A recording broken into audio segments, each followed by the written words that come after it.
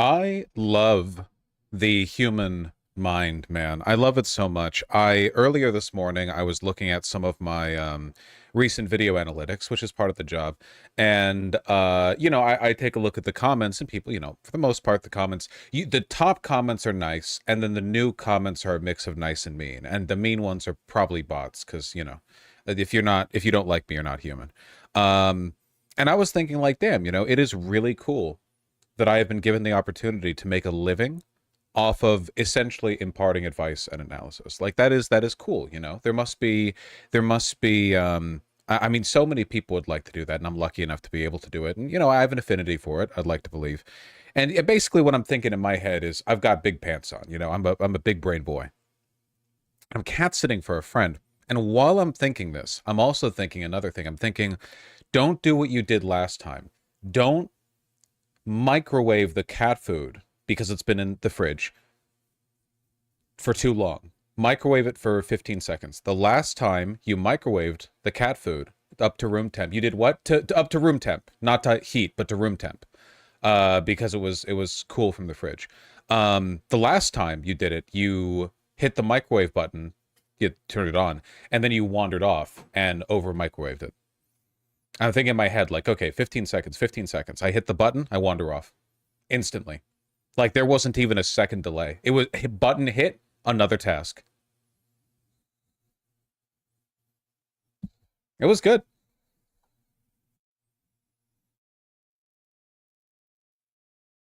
Pants felt awfully small after that one, not gonna lie.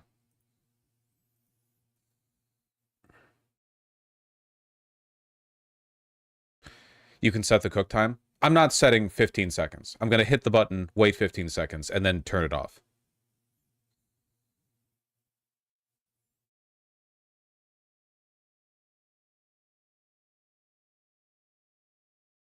Drinking water right now. Good idea.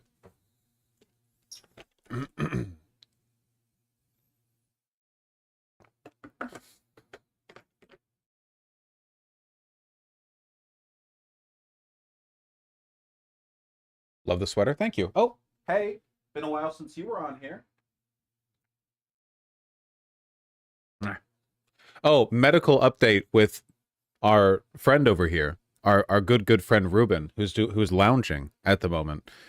We think we finally found out why he has like perpetual eye goop. You know, because like he obviously has feline herpes, but so do like 90% of cats or something. Like every cat has cat herpes, basically. Nah. So why does he have the eye goops? And it turns out it's because his immune system's a little weaker, and it turns out the reason for that is because of blood parasites, which sounds really, really scary, but he's not really exhibiting any symptoms of them. Ah. Which means they haven't gotten that bad. So we're getting a bunch of medicine for him. Why you got blood parasites, Mr. Man? Why? Ah. Look at him. Ah.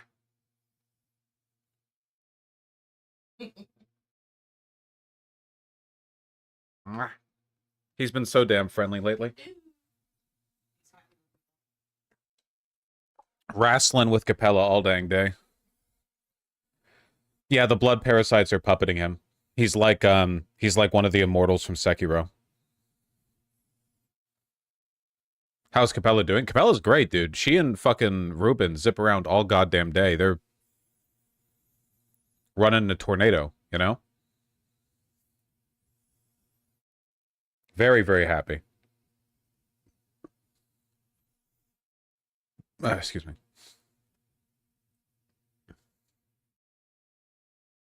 Um, are blood parasites transmittable to other cats? Yes, via fleas. But none of them have fleas, and they're not outdoor cats, so it's not really an issue.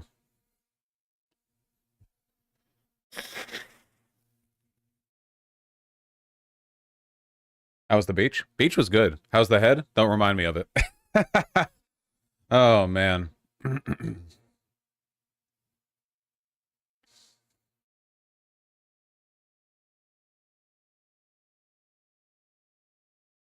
Head could be better. Is the Pelican bike thing still a thing, or is that arc over? The Pelican bike? Why do you insult me? After Fox News claimed a Chicago Bulls hat was proof Garcia was part of MS-13, JB Pritzker posted this picture of himself on social media. Why does that sound like a Guardian article title? I did see the pic. It was pretty good. We're going right into it. We're going right into like the fascist abductions and deportations to torture camp. Right into it. I mean, whatever. He does have aura here. That is true. He does have aura here.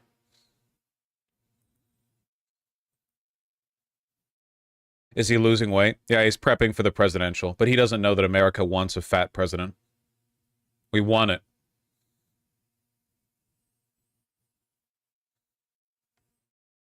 The level of like reflexive dishonesty from the administration is reaching levels that I thought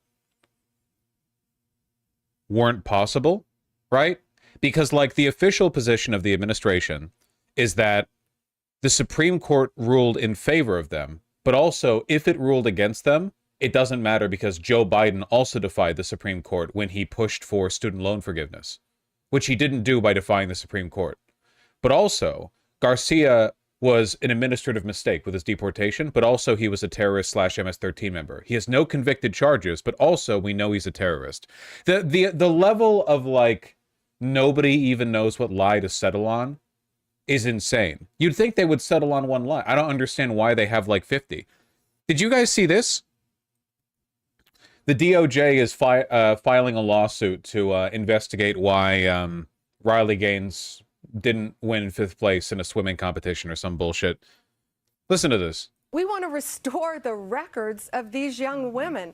You know, these women lost records. One didn't go to regionals, one didn't go to state, all because of a boy. All of these records should be restored, not only in Maine, but around the country. Of these young women, you know, Riley Gaines started training for swimming when she was 4 years old. She made it to the Olympics.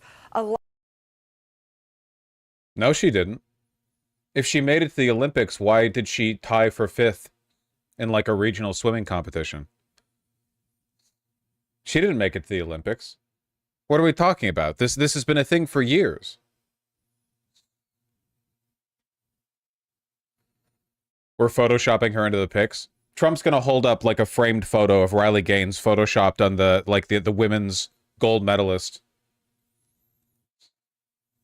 It's just insane lie after insane lie. Like this to me is especially because like there's no purpose to it. Have you ever known like a compulsive liar, like somebody who would lie even when it didn't make sense? Like maybe in high school or so, or like because like kids can do that or whatever. Like, you know, there's not even like a narrative or anything. They just say shit. It's crazy. A lot of this around the country is being taken away from young women now because boys are competing in women's sports. And it's more than that. It's a safety issue. They are completely changing clothes, getting new. Sucks to get like absolutely mogged, by the way.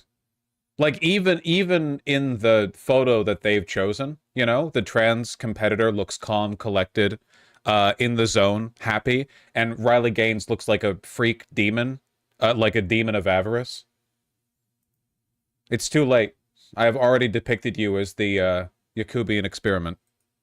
Yeah, sunken eyes, and somehow Riley Gaines has Mar-a-Lago makeup after swimming, before it was even a thing. That's impressive. She was always like phrenologically predetermined to make this career for herself. They are completely changing clothes, getting nude in young women's bathrooms. Try being the parents of these young women. It's ridiculous what they're doing. They're going in the restrooms, they're going in the locker rooms. Our young women throughout this country should not have to go through this. And under President Trump's directive, we're going to fight to keep women safe and women winning in women's sports throughout this country. That's great. That's such a weird argument. Republicans can't make an argument about trans people without referencing child genitalia. They're not capable of it, you know? It's like that old Tim and Eric bit, like, don't say Jackie Chan. They can't do it. It's about narrative building. You don't need to instruct me on the motives of fascists. I know why they lie. It's just that usually they settle on a coordinated lie. I understand it's like you eventually reach like a point in the disinformation dissemination where it doesn't matter anymore, and you can say anything at any point for any reason, and it doesn't matter because your loyalists are so loyal. And maybe we're at that point, but like nobody was moved over because of this in saying that, you know, Riley Gaines made it to the Olympics, which she didn't. You know, like they already had the narrative.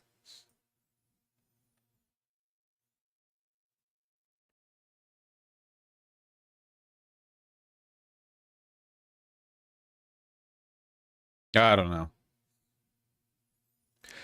How long do you think us trans women have before we're shipped off to El Salvador? 5 days. Get ready.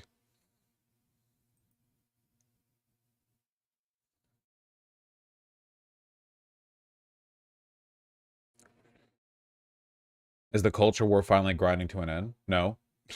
I mean, clearly it's still in full swing. Also, the culture war was always a really, really stupid term. I think I've said this before, but like the culture war was, what if fascist media personalities made up lies about minorities to deliberately like divide and conquer, you know? Like the culture war was waged entirely 100% from the right. They determined every talking point, they manufactured every issue. Nobody had an issue with fucking trans people using the bathrooms that they're choosing. They made it one. Like the fucking from book bans to like teachers being able to mention that they have a gay partner or something. Like all of these manufactured issues. None of them were issues before. It's not a two-way culture war. Like what's a victory for the left in the culture war? I don't know. Releasing Steven Universe. Who got hurt by that? Apart from, like, I don't know, the minds of 14-year-olds arguing on Tumblr. I don't know, some people felt affirmed or whatever. Gay frogs, yeah, I guess. A victory for the right in the culture war would be like the systemic execution of all gay people. So I just don't think... I don't like the implication that this is like a, you know, one side on either front kind of conflict, you know?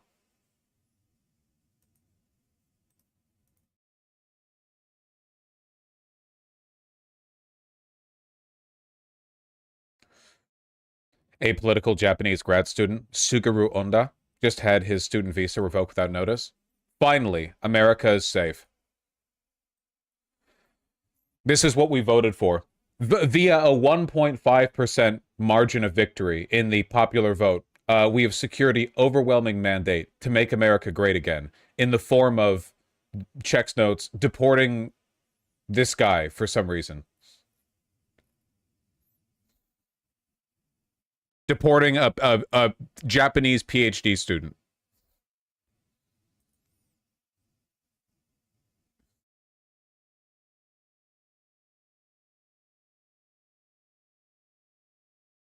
This one's for Pearl Harbor, buddy.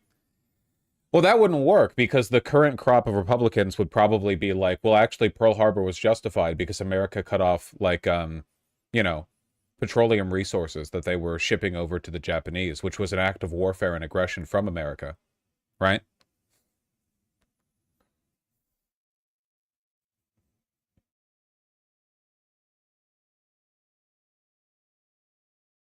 Damn, man. PhD student.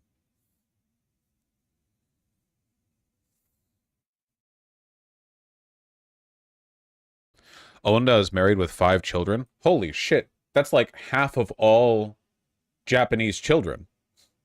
That's insane. This guy's like the fucking Genghis Khan of his nation.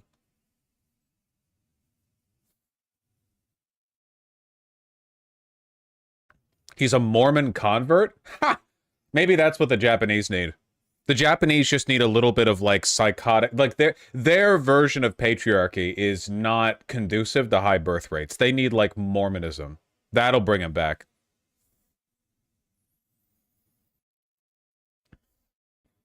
That's funny. BYU, he's a Mormon. I wasn't paying attention to that.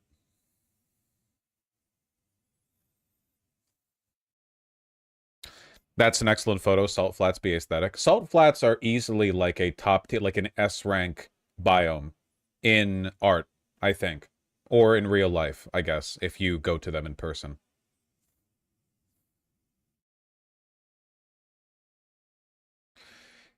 His visa got canceled over a violation of fishing law 2 years ago that was not prosecuted. Well, they're very obviously just going through a giant registry of people who are not citizens and finding literally any legal, like literally anything, like anything at all, that they can point to, and using that as a justification. The real question is, and the thing that I'm curious about, is how much of this is being directed from the top down and how much of it is just ICE agents being, like, legitimately ideologically Nazis, and going for it because, like, Trump won, they can do what they want. It's probably like a solid 50-50. Like, I have no doubt they're being given quotas, or at least being pressured to deport more people faster from, like, Tom Homan or whatever. But at the same time, like, they're probably filling these quotas with people that the administration is not, like, directly telling them to go after.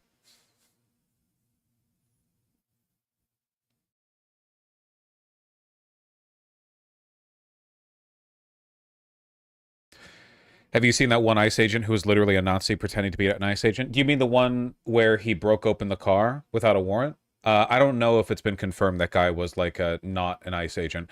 I've seen rumors. People are saying that he wasn't an ICE agent, but he was instead, like, a deputized member of a Border Patrol militia, which would be incredibly scary. The idea that ICE is basically, like, deputizing brown shirts. But I don't know if that's true. I've heard the claim. I don't know if it's been confirmed. I'll wait to see if a journalistic agency confirms it.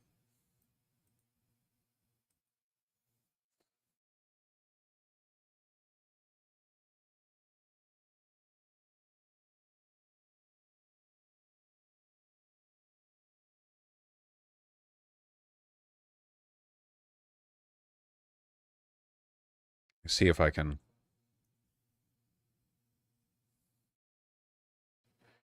We got American brown shirts before GTA 6. We've had brown shirts for a while. Deputized brown shirts would be new. That would be a new one.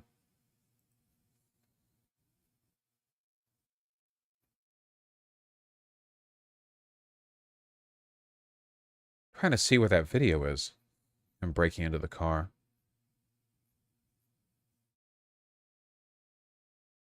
Yeah, whatever.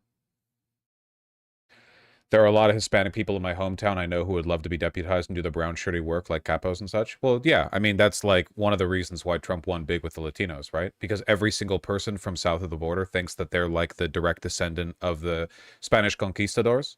And they want to distinguish themselves by, like, being the privileged caste that rids America of the filthy, darker-skinned people who are south of the border. And then you look at them and they all look like the same skin tone.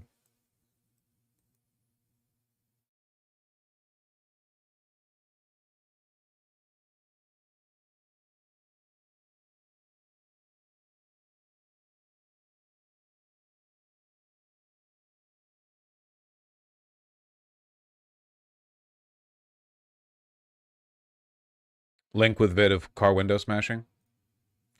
Yeah, I've seen the allegations. It would be a pretty big deal if they started deputizing the brown shirts. Yeah, the story here is that they the couple in the car sat in the car while waiting for their lawyer to arrive or call back or something like that, and without a warrant, the cops started smashing into the car. Thank you. Marilu Mendez said the agents detained her husband Juan, but repeatedly call him Antonio in an apparent case of mistaken identity. Many such cases. Many such cases. I can't reach it. It's up by her. The couple were on the phone with their immigration attorney, who advised them to stay in the car. Okay. Because the immigration attorney was under the mistaken impression that these people follow the law. Nosotros también tenemos derecho, señor. No. I'm not gonna lie, though, like, it does kind of give the impression that this guy isn't a cop, right? Because, like, why would he smash the window and then not remove these people? Like, he's got a vest on that says police. ICE is defending them, confirmed they're with the agency. I don't trust a single thing ICE says. I want, like, a journalist to try to connect the pieces.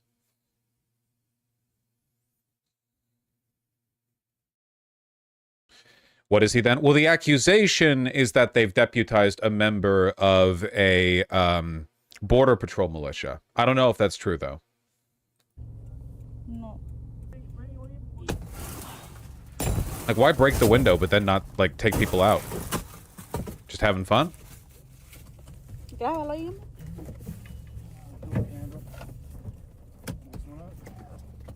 Yeah, man, I don't know. This guy doesn't move like a cop. Like, even cops are stupid fat pigs, but they do get a lot of training on situations like, you know, removing people from vehicles. This guy doesn't, he's not moving like a cop at all. Yeah, he looks like he has no idea what he's doing. Grábalo ahí, hombre.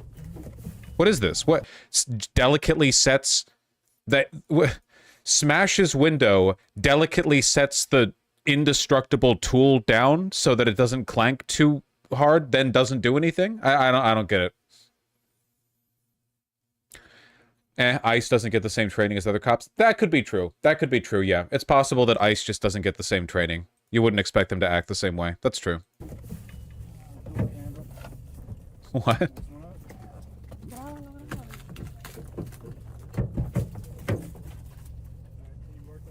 Still, though. I can't reach it. It's up by her. Oríndese también. It's just weird. Another violent ICE arrest leaked yesterday.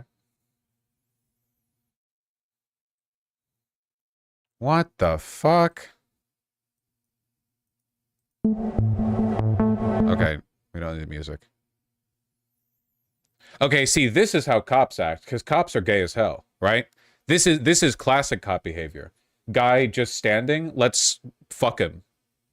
That right there, that's a dead giveaway. These are not deputized militiamen.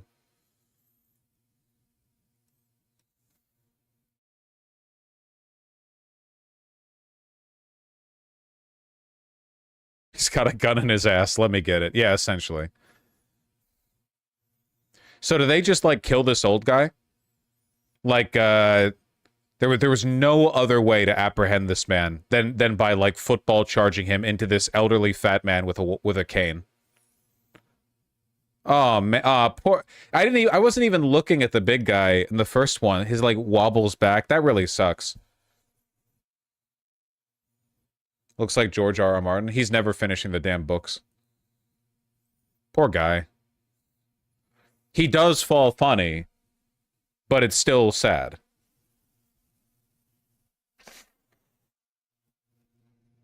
Notice how no one helped that random dude who got knocked over? Oh, dude, cops do not give a fuck if they hurt people. Like, at all. 50 cops could be tackling a jaywalker. They could knock over, like, 100 elderly women in the process. They would not give a shit. They do not care. They're trained not to care.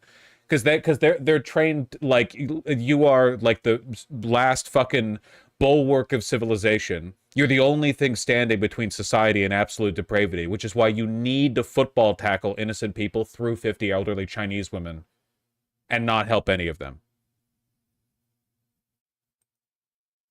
They literally don't care. They are the worst of us.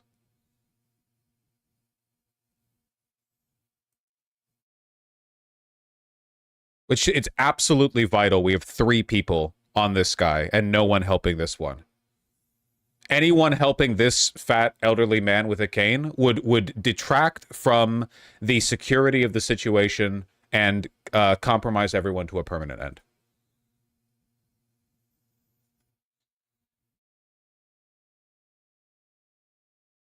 Poor guy.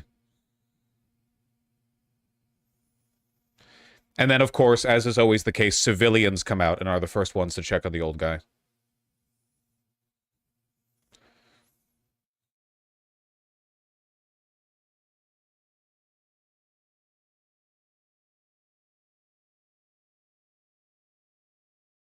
Yeah, when you fall at that age, if you break your hip, that can be your life, man. That could be it.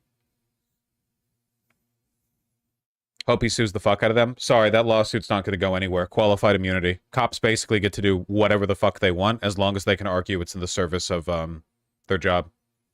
There was no way to apprehend this guy without football tackling him into the elderly man. There was no way.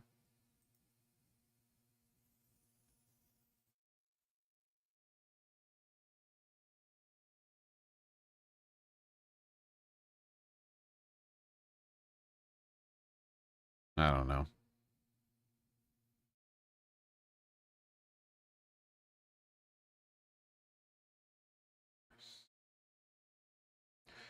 People who voted for this should not be allowed to vote if power is ever ceded again. Sometimes, like, it doesn't get us anywhere, but sometimes you really have to reflect on everything that's happening right now and go like, damn, the founding fathers would have straight up, like, the founding fathers would have made Stalin look like an anarchist the way they would have turned this shit around. I'm not even kidding either. I'm not even doing some, like, sappy, like, liberal John Adams jerk-off shit or whatever. I'm just saying, like, if you look at all this, they would have been like, you know,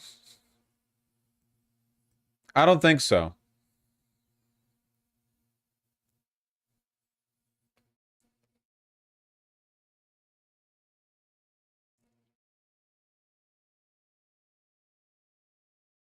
ICE arrested a U.S. citizen and the judge can't get him out.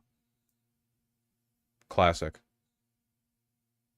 Is there a source for this that isn't a Gen Zer talking into a camera? Carlos Lopez Gomez, who was detained Wednesday in Florida.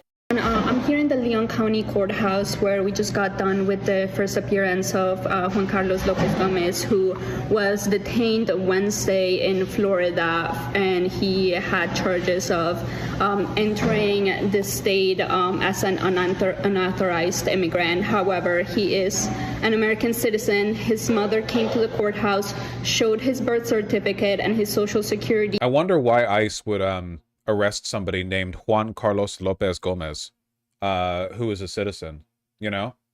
It's just crazy how they would misfire like that. Like, what could have led them to make that mistake?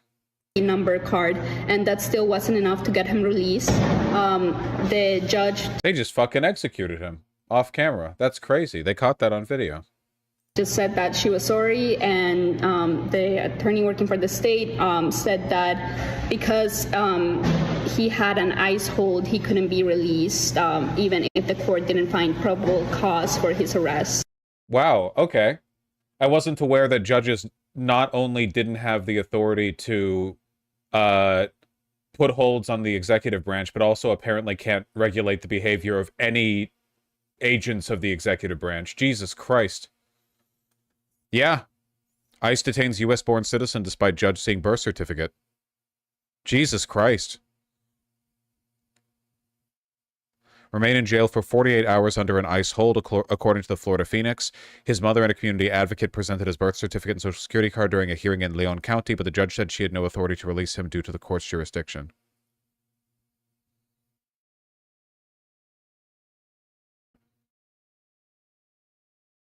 He's been arrested and charged under an anti-immigration law passed in Florida 2 months ago, despite the fact that the law is currently under a temporary restraining order and isn't supposed to be enforced.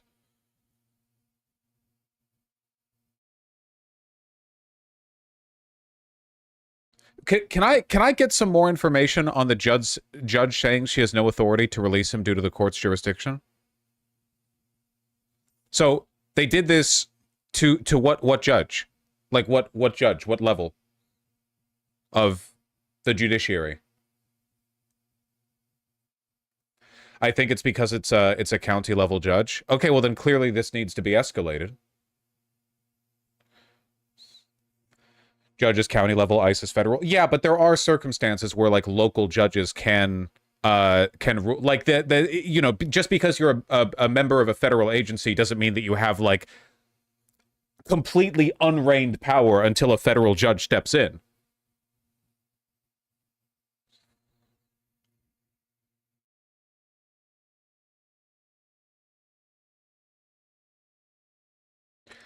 I think the issue is that escalating it takes time and the immediate judge is unable to do anything. Maybe. Are we still thinking escalating this stuff in the judiciary is effective?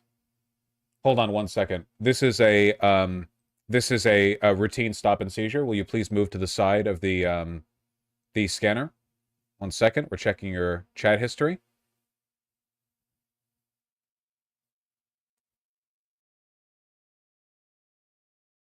All right, you're fine. You're moving through. Sorry, reading your chat history, I recognize that you are transgender, so you're probably used to being selected for special routine screening when you go through the airport. I apologize for putting you through that trauma. I just felt like your tone came across a little smug to me. Just wanted to make sure. Go right ahead. Go enjoy your $8 like Gardetto's chips while you wait for your flight to start boarding. Move it along.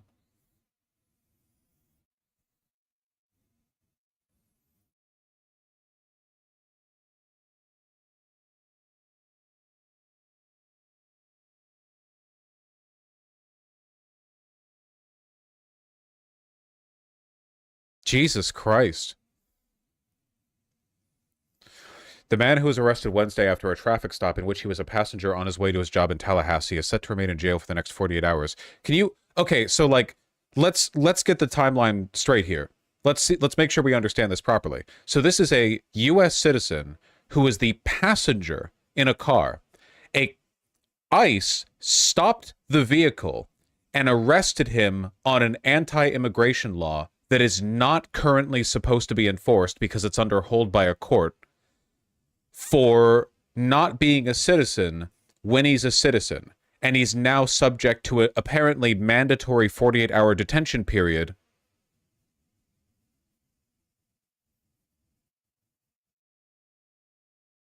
Even though Leon County authorities dropped his first-degree misdemeanor charge. No! It's even worse than that. It wasn't ICE that stopped him. If Leon County authorities put that charge on him initially, that means that it was the sheriff's department that got him. The sheriff's department stopped the car, arrested him on an anti-immigration law that shouldn't be enforced, brought him to jail, and then put him through to ICE. And now the reason the judge can't do anything is because it's been escalated from the sheriff to ICE. And there's nothing the judge can do about ICE involvement. Set to remain in jail for the next 48 hours, waiting to be picked up by ICE.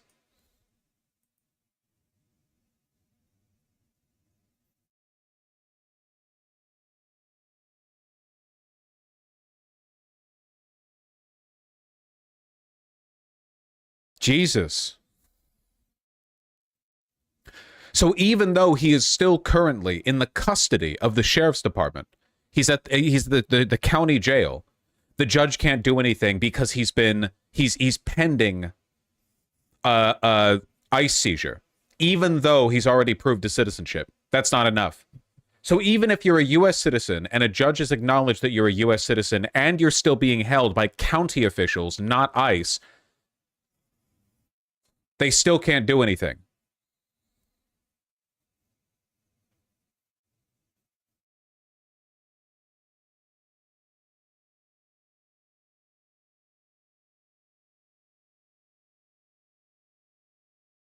Leon County also had a mass shooting today at my school. Yeah, I saw that when I woke up. Good to see the cops are, you know, taking care of business as needed.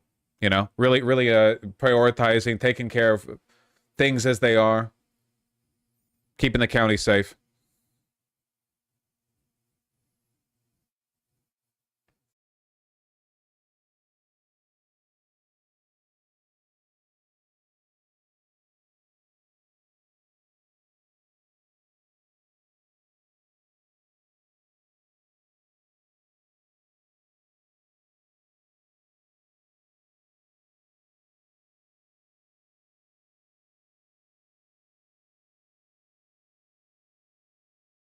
Jesus.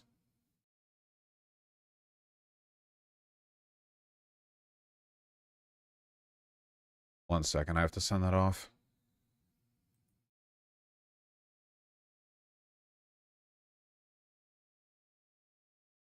What's a title for that? They're arresting citizens now?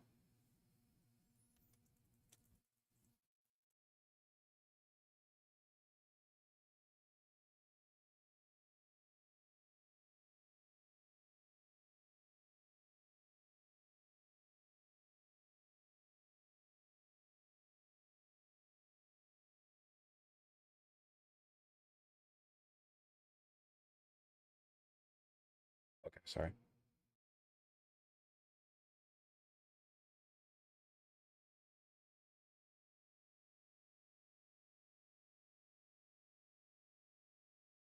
Why have I been logged out of Dropbox? No!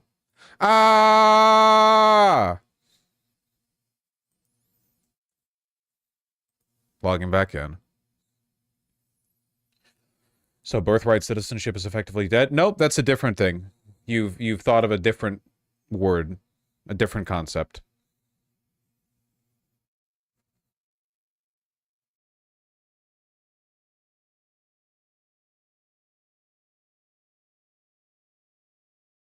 Where the fuck?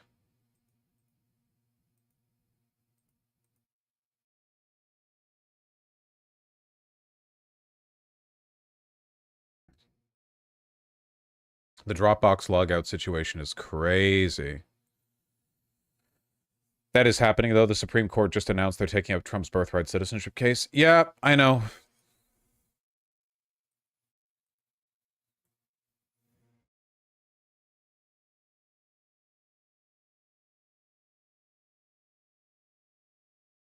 So talk us through then the kind of the arguments that you think will be made from on the Trump administration side here.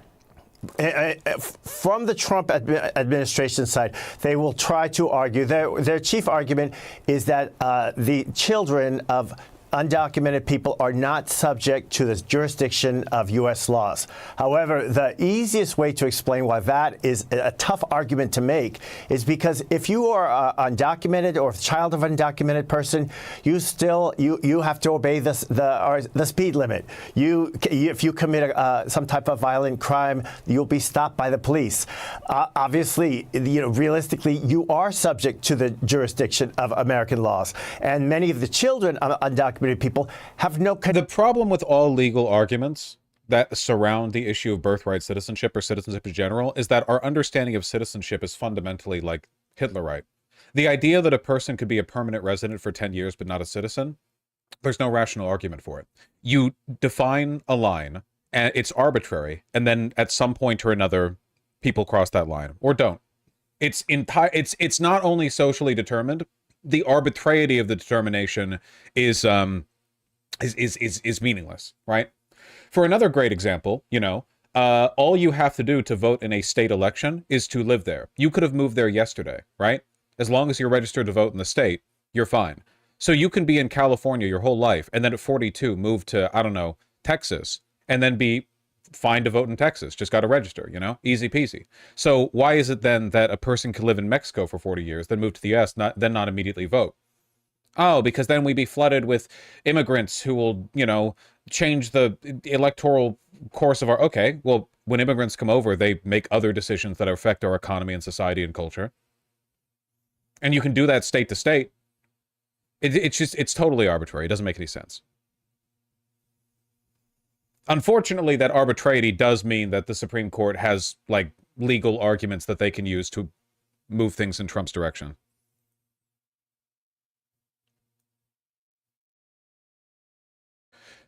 But that has always been the case in democracy, citizen-based, since ancient Athens. Yeah, but the line for what a citizen is totally fucking arbitrary, It's completely meaningless. Also, democracy, look, we talk about, Greece being the, origin of democracy. Let's be real here, okay? Democracy as it exists today is nothing like how it existed back then. We're mostly following a set of rules that are based on our imagining of what ancient white people would have valued philosophically, right? A lot of our understanding of democracy kind of stems from that. That's sort of where Citizens United comes from, right? The idea that free commerce is a part of free speech, obviously insanely destructive when applied, as we've seen. But people they like to pull it back to these broad, flowery philosophical arguments without actually considering what that looks like in real life. In real life, how much of a difference would it make if immigrants could actually vote? Well, you'd probably have more pro, immigration policy making, or maybe not, right? Look at what Latin people are doing in this country. Who the fuck knows, man? We don't really know, basically. I'm just saying, the distinction to citizenship has always been kind of arbitrary and dumb.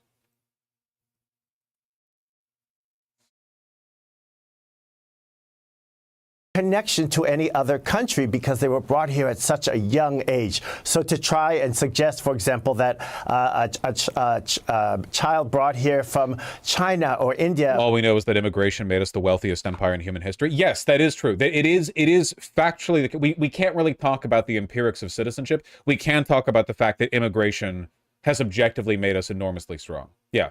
Also, same with every empire ever. Like, I'm sorry, do you think the Roman Empire got to that size purely based on the might and ingenuity of, like, a tiny group of swarthy, pseudo-white people from Rome? How many Romans, like Romans, do you think there were at the height of the Roman Empire? Tiny fraction of the overall population, and they considered all of them citizens. It's just... whose parents are undocumented is subject to the laws of those countries, that's really a steep challenge. A steep challenge, uphill battle. I mean, how do you see they're going to play this out? Is just going to drag this out through the courts then, Raul? Yes, I think that is part of their strategy to drag it out through the courts, to create a certain amount of confusion, certainly in the immigrant community. We've already seen that because many ordinary Americans, everyday people, they are not following each court decision as it goes along, but they hear talk on the street. You hear things secondhand that now if your citizenship may be in question, now your parents might be investigated. So it does have a chilling effect. Just the fact that we are talking about it and it has become an issue again, that does send a signal, and it has an impact on our immigrant community and their families. What is your sense of what's happening behind?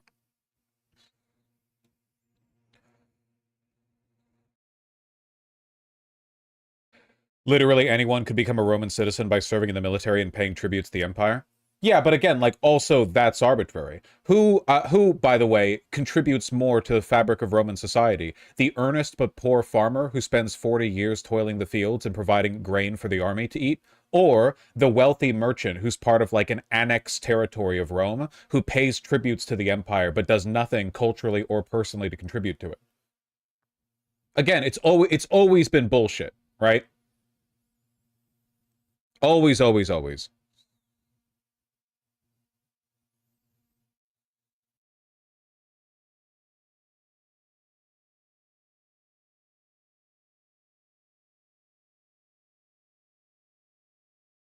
Want to know more? No, that's okay. I gotta rewatch that. I watched RoboCop recently.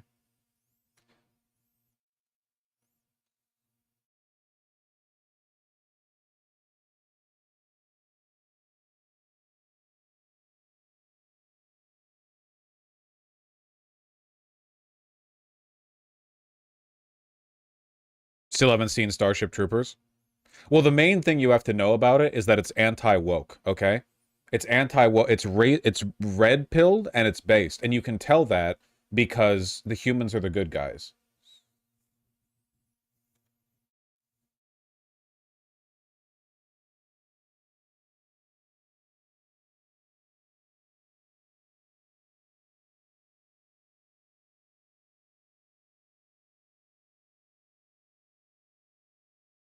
I'm not reading all this shit. You know what's interesting to me? Have we had any information at all from Justice Roberts since the Trump administration openly defied the 9-0 Supreme Court ruling? Like, has there been any response to that? Because it's pretty obvious when you look at the subtext, right? If the Supreme Court issues a 9-0 ruling against Trump, and Trump responds by, wow, we won bigly, we won that, that was a 9-0 ruling in our favor, we won that, didn't we, folks? It's kind of a way of telling the conservatives on the Supreme Court, like, don't fuck with us, basically. Like, we'll pretend this time that you were acting in our favor, because we're not going to blow it up over this. But, you know, next time, we'll see. I have no idea how the justices are going to respond to that. In practice, what can they do, right? I mean, I don't know.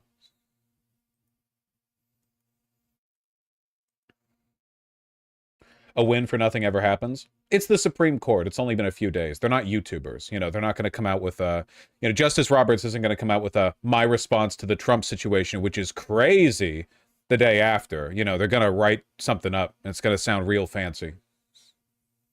Might be dumb as shit, but it's going to sound real fancy.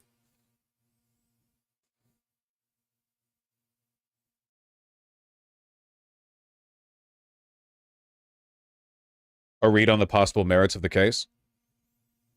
Again, like, the problem is that I'm pretty sure that the conservative Supreme Court justices could make a legally legitimate argument for ending birthright citizenship. My argument in favor of birthright citizenship isn't that it's constitutional, it's that it's good. It might also be constitutional. It's like Roe v. Wade, you know? Like, the argument for Roe v. Wade was based on what, the woman's right to privacy or whatever, but I don't really give a shit about, like, the constitutionality of it. I just think it's morally good that abortion be legal. They just have to do this workaround, you know?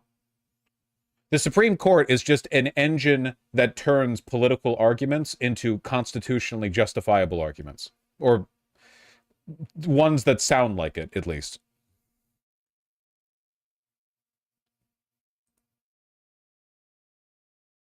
I don't fucking...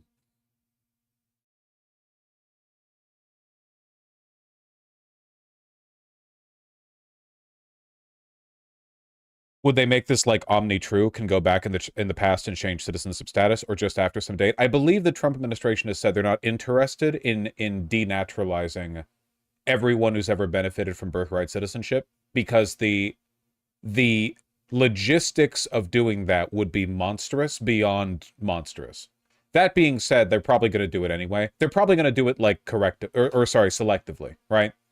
So, like, they wouldn't, as a general rule, denaturalize people unless you're a liberal who writes for The Guardian or something.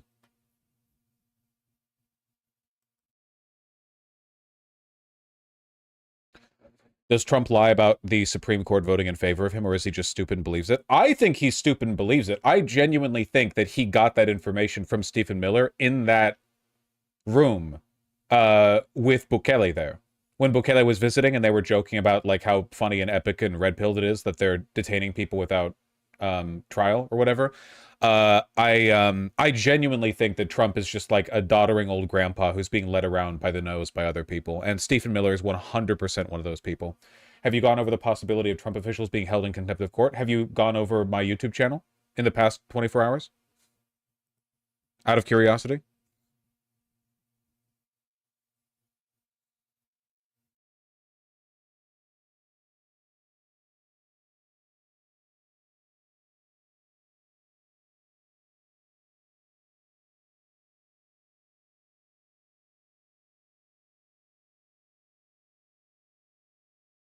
That's pretty crazy.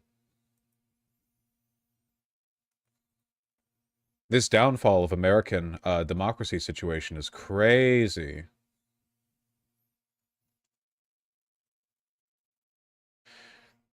What's with all this femboy sass? You are a porn addict. Person is sarcastic. Bro, you're acting like the femboys in my dojins. You need to go the fuck outside. All right? That's actually pretty crazy. For me, the metric on this is that I couldn't have constructed you in my mind before you typed that.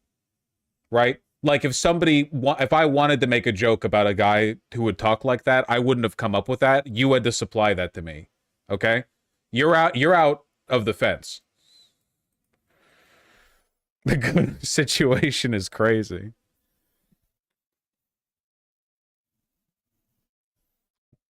Motherfucker.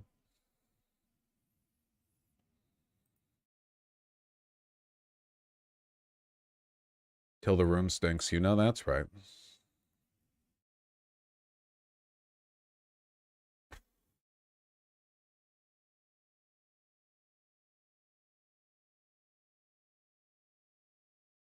Hold on. Florida shooting. 2 killed, 5 injured. That's not good. Sorry, me with the wokeness again. But that's not good when, like, kids are killed. University, I guess they're not kids. I don't know. 18-year-olds are kids, basically. They're stupid. We are currently in the process of... The only news that I got of this, by the way, was there was a photo of who I assume was like an off-duty cop, a black woman who showed up in pajamas. Like, she was wearing a tactical vest over, like, red pajamas and carrying a rifle. And there were people on Twitter were like, DEI hire something, that kind of thing, you know. that's kind of based. I mean, if she was there in pajamas, what that means is that she was straight up chilling, and then she heard the call over the radio, and she bolted out without changing, which is exactly what you would want a cop to do in that situation. Being evacuated. There's a lot of police that are kind of checking doors.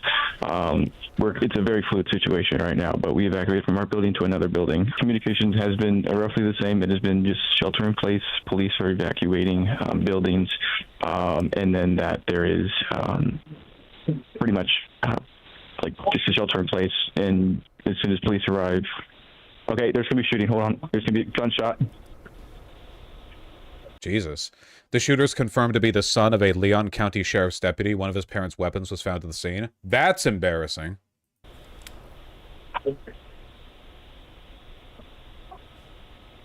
Awkward. They're breaking open a door, so it's not a shooting. It's just breaking open a door. Oh, okay. Okay, Garrett. Hey, that's the same thing I did earlier with the woman who was filming in the courthouse. Oh, yeah, right here, 7 minutes ago. Son of a Leon County Sheriff deputy. Yeesh. Yee.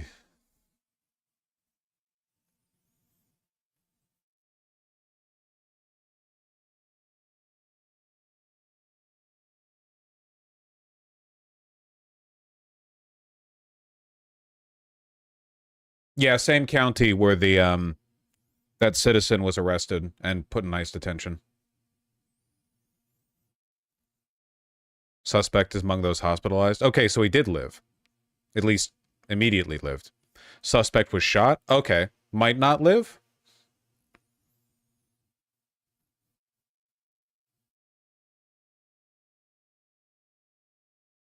All right, people. One segment at a time. Hold your damn horses.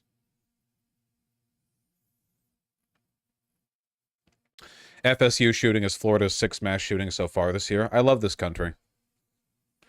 Maybe we'll all get shot in mass shootings before the fascism can fully take root. It's kind of like a merciful end, you know? Listen, I would rather go out as an American, parentheses, being shot by like an active shooter at a school or something, than go out a fascist, allow the country to proceed during its current course for one more year.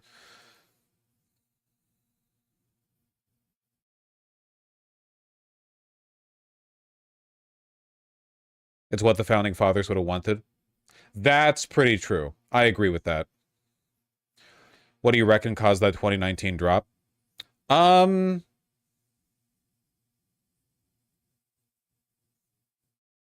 clue. No clue.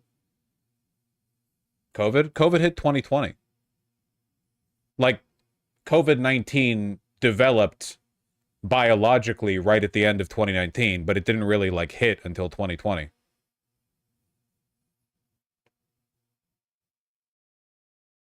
I still think it's fucking crazy that I was like 10 miles away from the first COVID case in the United States. It happened at SeaTac. That was the first confirmed case. SeaTac, Seattle-Tacoma International Airport, just south of Seattle.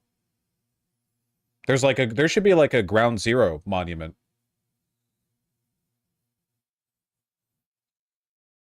Why did you have mass shootings during COVID? Well, technically during the COVID lockdowns, if a kid went crazy and shot his parents, that counted as a school shooting. Because everyone was inside, like, on Zoom. So the numbers kind of held steady.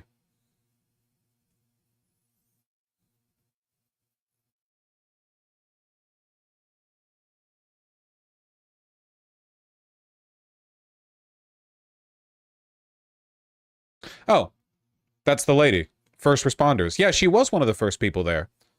And the Nazis on Twitter were like, well, she's wearing red pajamas, so she's, like, not qualified or something. She should be wearing like tactical navy or black cargo pants, which are bulletproof, except people don't wear bulletproof pants usually because it's kind of a pain in the ass.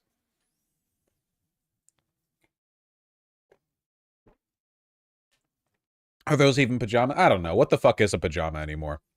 Nobody's wearing a nightcap.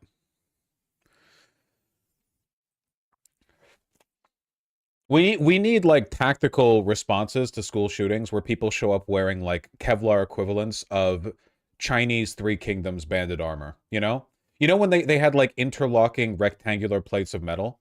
basically. And you have like the helm and then the pauldrons and then like a big like skirt dress of armor, basically, that goes down to the knees. Lamellar. Yeah, that type of armor. Yeah. We need that, but in Kevlar. People showing up in like indestructible.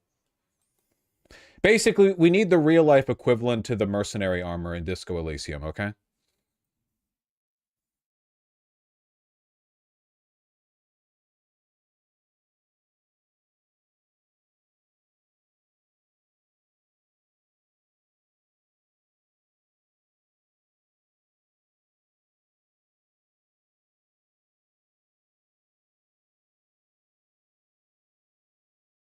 Cops in the Midwest can have more Mongolian-style armor for tactical reasons. I mean, the Mongolians had lamellar armor, so if you just ride a horse into the school, you're basically like repping that sick-ass 11th century? I actually have no idea when Genghis Khan ruled. I have no idea. Why are we talking about this? This is a mass shooting, you freaks. You're laughing right now? Your mass shooting happened and you're laughing? 13th century? Okay.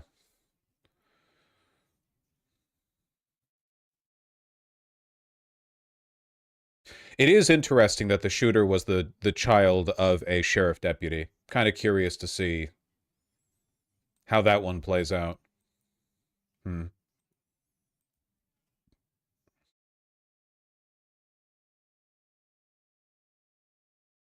Wow, I used to live there? In Florida? That sucks.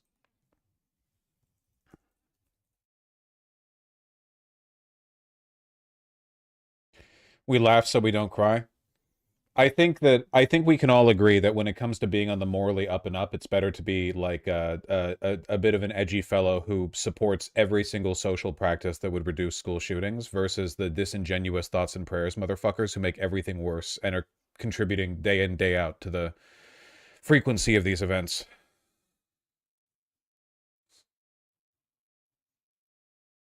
Also, yeah, that's true, Alcler. If in America you couldn't make jokes when a shooting was happening, then you could never make jokes. Wouldn't be fair.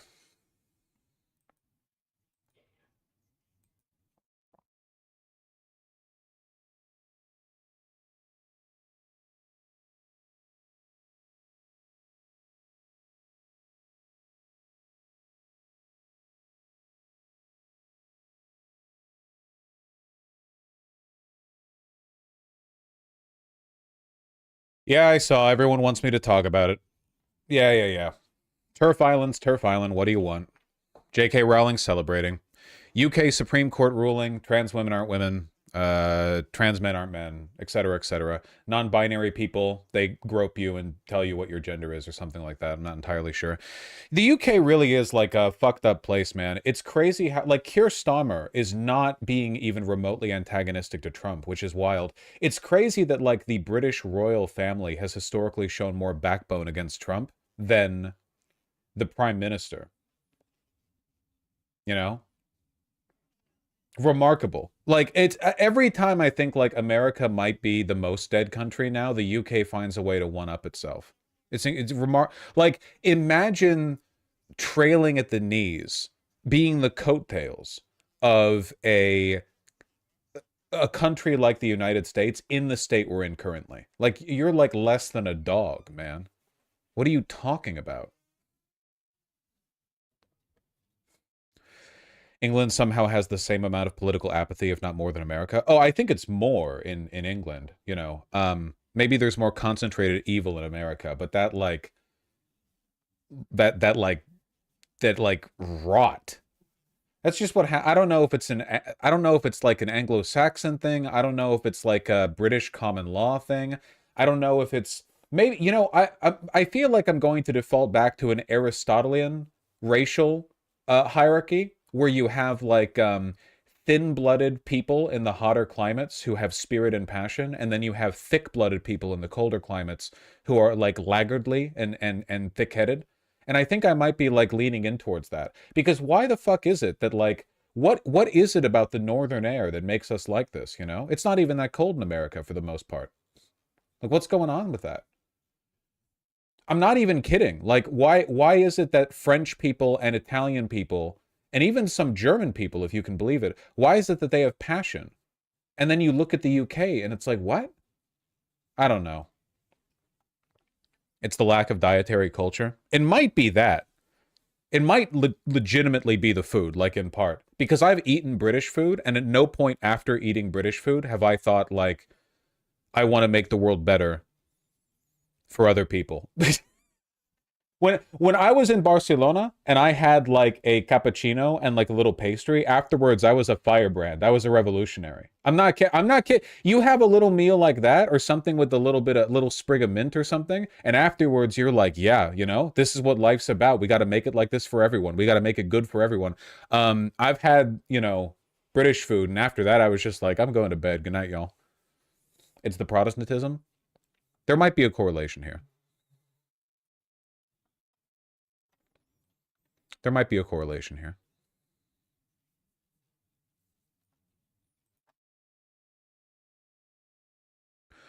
Also, takeout is horrible in the UK. Yeah, I mean, despite the best efforts of like Middle Eastern people moving into the country, they just can't seem to save. r/casual UK. I can't believe I can still get this for £4 from my local chippy in this day and age. Yeah, I don't think anyone could eat this and then go like, I'm going to improve the world for anyone. You know, this is not a food that inspires people. That's crazy.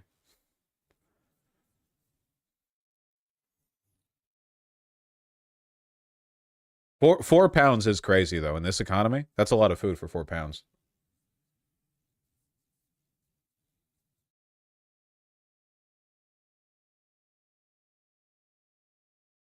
This is not a working class meal. That's true. The average British pensioner can only afford like 1/3 of the contents of this bin. And here are the polls of the parties in the UK.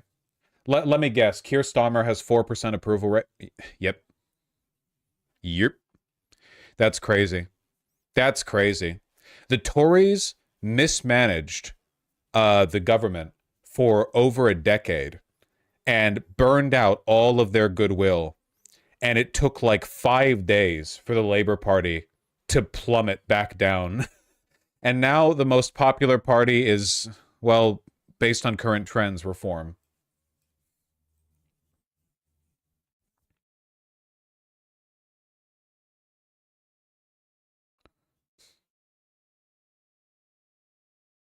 Is Reform good or bad? They're Nazis. So it really depends on how you feel about Nazism. I'm not here to tell you how to think or feel. What the hell is wrong with Europeans? Dog.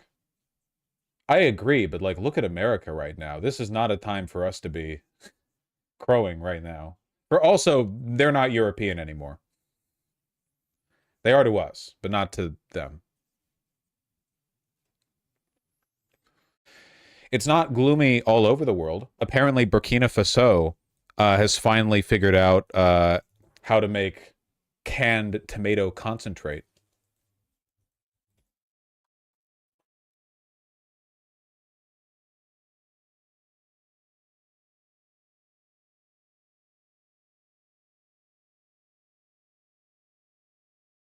See? There are good things happening somewhere. Great news from Burkina Faso. The new Societe Faso Tomates plant, costing $8.9 million, can produce 5 tons of tomatoes per hour. This exciting development aims to slash for $8 million in yearly tomato paste imports while supporting local farmers. A bold step towards self-sufficiency and agro-industrial progress of the region. Glory to the junta. Aren't they like Fash? In Burkina Faso? They're a military junta. I don't know if they're fascist necessarily. I think they have like a Maoist vibe to them, which makes sense. I mean, look at his hat. I wouldn't go to Burkina Faso and then criticize the government. I'll say that much.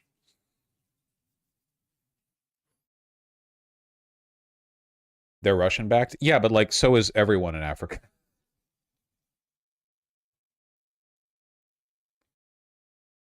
They seem to dislike religion. Well, that's based.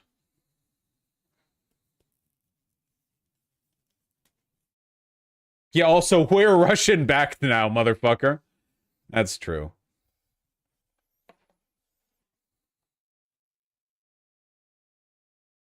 It is unironically like a good thing, you know? The manufacturing of domestic, like, relatively high-grade food products, like tomato concentrate. I mean, that's like a dense flavor and calorie packing that you can mix with it. wasn't saying it was a bad thing. Yeah. Burkina Faso is like one of the most fucked countries on earth and has been for a long time. So it's cool to see, you know, something going on, I guess.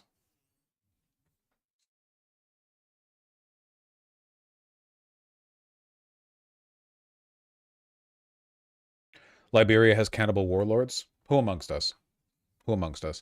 Anyway, weren't we talking about something else? Oh, God, this whole thing was about the trans UK ruling somehow. I'm sorry, we got a little sidetracked in that one. Okay, the UK is dying. Keir Starmer sucks. Reform's victory is inevitable. Nazis will rule the island. And in all likelihood, they won't be able to get anything done because the thick-blooded Angloid Protestant is too bound by, like, rules and civility.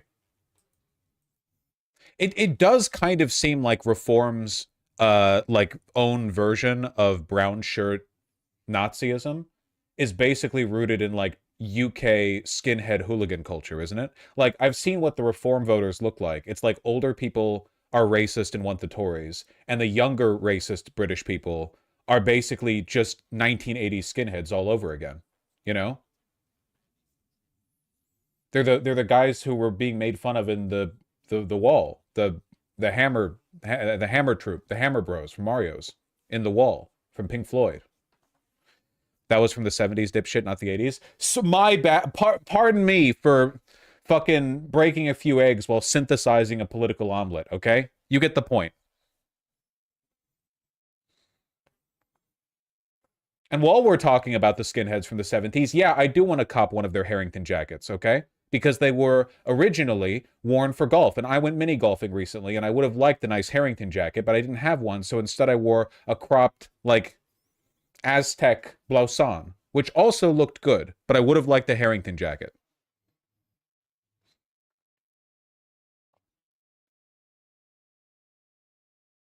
I'm sorry you had to suffer. Yeah.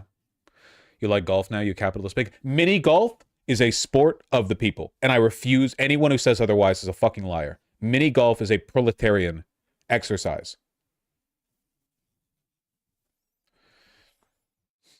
Shaded under the trees, nice condensed space, can be done indoors or outdoors, but preferably outdoors on a nice day.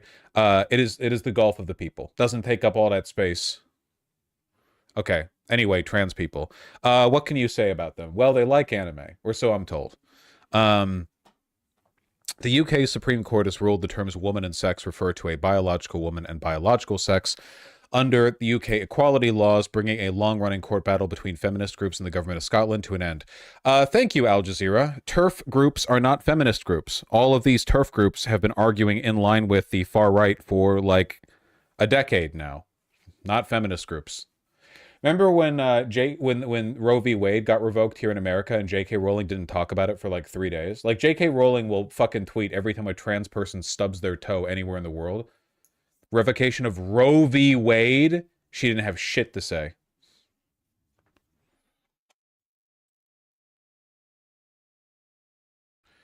Has she ever talked about it? I think she eventually got pressured into talking about it, and she gave like a hemming and hawing non-statement. She was like, yeah, like, I don't know. It's like pretty bad, but not as bad as like when people with penises are in women's restrooms, basically, or something type shit.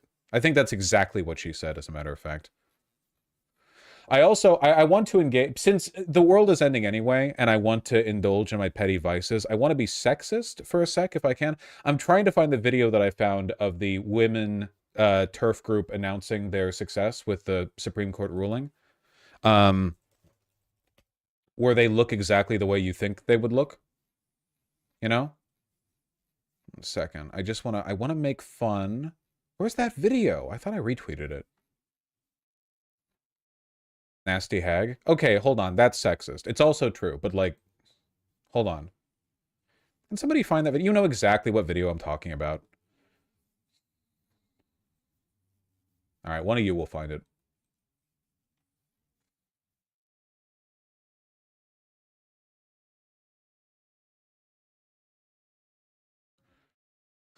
Meanwhile, liberals in Canada, when it comes to LGBTQ+. Hell yeah, brother. A proud record of fighting together for 2S LGBTQI+. Where's the A? Where's the A? Oh, shit. Canadian liberals do not support asexuals or agender people. There should be 2 A's here.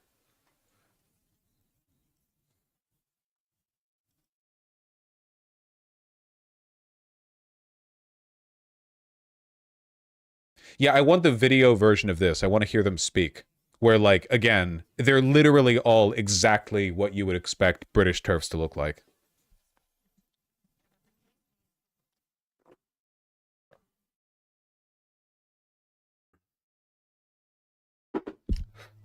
You seen Rowling on a yacht smoking a cigar? Mm-hmm.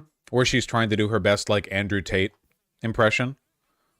It's really funny that somebody who still self-identifies as a feminist would denigrate herself by celebrating a historic blow against women's rights by imitating low-rent male chauvinist influencers. Like this, like the... Is that even a cigar? Tiny little cigar. Whatever. This is like a classic... Who was the... Davis Arini, the guy H-Bomb made fun of? Cigarello, a feminine cigar. I think that's even honestly more lame, to be honest. Is this it?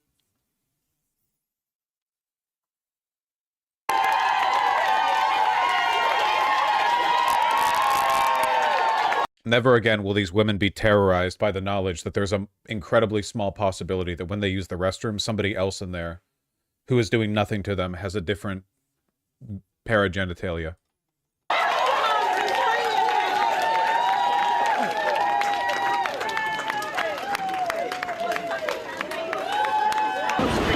We were in a really... I think the major thing that, like, strikes out to me, I guess, or the thing that, like, sticks out to me the most is the fact that you would never see this in the United States, right? A purported feminist political victory where everyone celebrating is over the age of 50. No young women here? Really? Not, like none? Maybe there's some behind the camera or something, but that's pretty weird, right? Difficult place in Scotland then. We thought we were going to see rights for women rolled back, and today the judges have said what we always believed to be the case, that women are protected by their biological sex, that sex is real, and that women can now feel safe that services and spaces designated for women are for women, and we are enormously grateful to the Supreme Court for this ruling. That's great. She's literally 12. I guess you can't really tell with British people, right? If sex is real, why this woman's never had it? Yeah, that's true.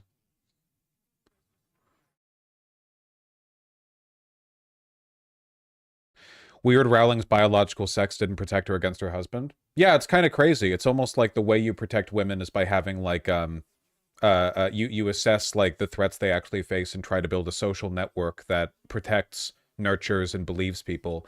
And what they've actually done is joined with a fascist hate rally to remove women's rights and denigrate people. And also, by the way, what this is all about is sending trans women to men's prison. Like, this is about sending people to be raped or killed. Like, that's what they're celebrating. Like, the actual legal pretext for this is about, like, providing trans women to men to rape to death in Scottish prisons, essentially. So I don't believe the pretext about protecting women. I don't believe that.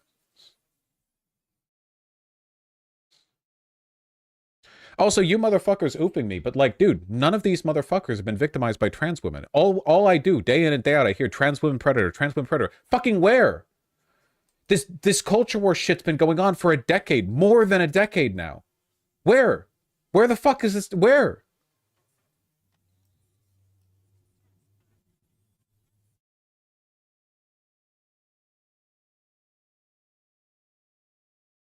Well, anyway.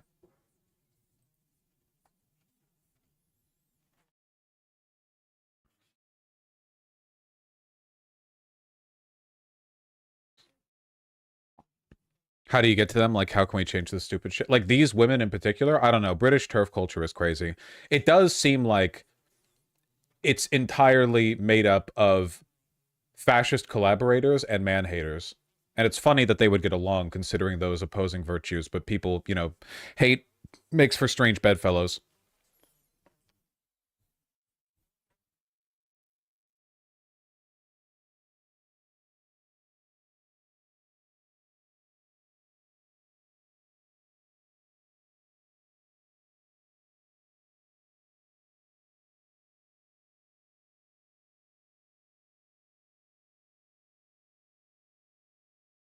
I've met so many married women who are TERFs, though. Are you under the impression that married women hate men less? Terrible news for you.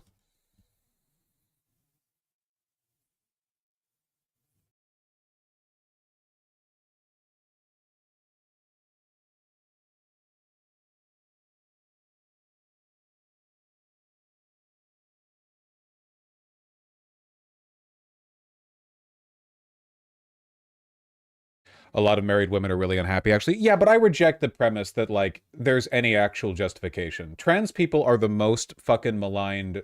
Like, we're pulling out our edgy cap today, okay? If you live in, like, Chicago or Detroit or something for long enough, eventually a black guy's gonna be mean to you. Sorry, just numbers. Not really a demographic or proportional thing. Just how math works over time. You get people who have, like, hateful pretexts. Yeah, like, okay, I'm not saying it's justified. I'm just saying, like, as a matter of, like, social abrasion, I can understand it happening as a consequence of just math and interactions. None of these motherfuckers have been hurt by trans people. None. Not one. Zero. It's totally fucking made up. It's a completely made up problem. It's the most fantastical, unjustified, like, out of pocket, no pretext. And the only reason this is being done, by the way, is because of, like, latent pent up psychosexual energy of the British people that they have to direct somewhere because they can't cope with the fact that they're a dying country, a dead empire, that does nothing. The only part of the United Kingdom that does anything is London's financial sector. The rest of it is the only hope that the rest of the entirety of the United Kingdom has. Their dream, their best case scenario is holding on to what's already dying or dead. No future, no hope.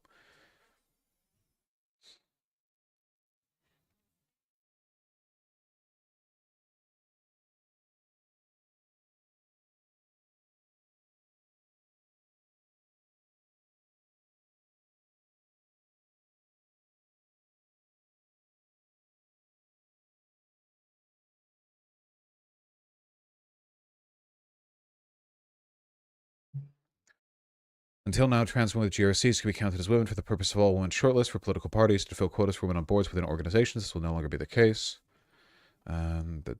Gender recognition panel. Fucking British.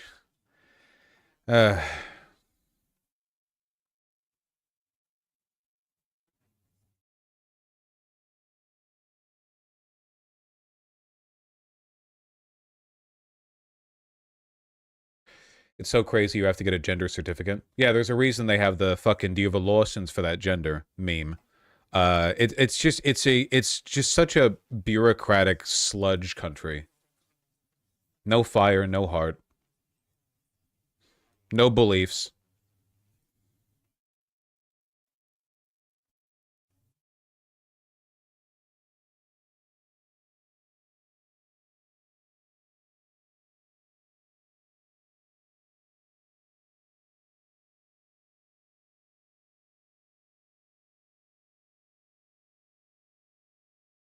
Nothing Vosh has said is correct. The entire country is dead outside of London. Even our other big cities like Manchester and Birmingham crumble under minuscule pressure, and we have entire regions of England that are fallout-esque wastelands. It sounds like you're agreeing with me, not disagreeing with me. Did you mean to say nothing Vosh has said is incorrect? I was getting ready to be... Okay, you were trying to say that. Okay, I was getting ready to be angry with you. It's a bad place to put a typo. Yeah.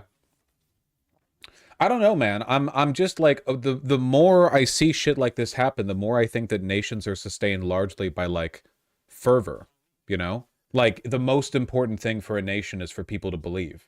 The only reason China hasn't grown because of Dengist economic policies. It's grown because Dengist economic policies have paved the way for growth that has made the Chinese people believe in the growth of China, you know? The more you believe in a country, the more you believe in anything, the more you can change and adapt as necessary. It sounds so ephemeral and anti-scientific, but the more I see this shit happen, the more I think it's true. Like, America grew enormously from the late 19th century onwards, in spite of people back then being generally, like, illiterate, racist dumbfucks, in large part because there was a prevailing narrative about the growth of the country, westward expansion, you know, manifest destiny. Bad for the natives, but our country did grow. It seems like belief is like the only thing that fucking means anything, because America doesn't believe in anything anymore, right? Like Americans no longer meaning, like we don't really believe, and like now it's all over, right? Nobody's having children. Nobody thinks they're going to live past 40 or whatever. Everyone thinks the world is ending. Climate change, blah, blah, blah. Nobody thinks you can change anything in this country.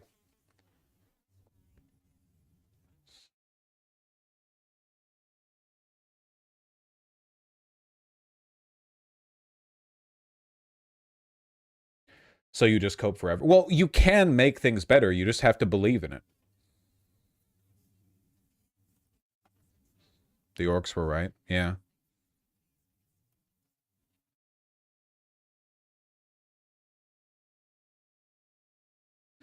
Yeah, it's why the Dems don't do anything and Republicans do.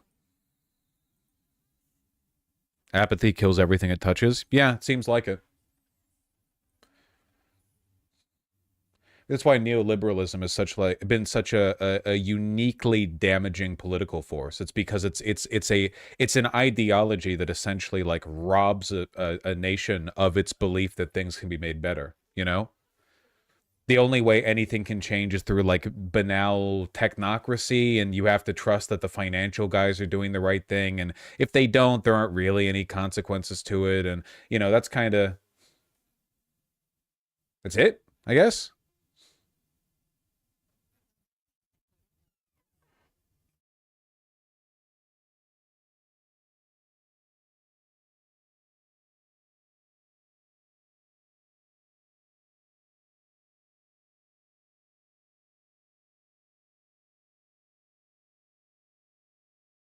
Oh, whatever.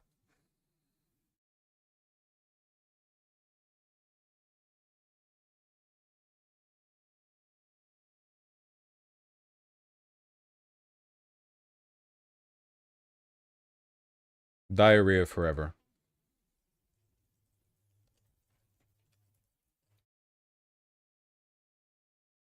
What drives resentment-based politics?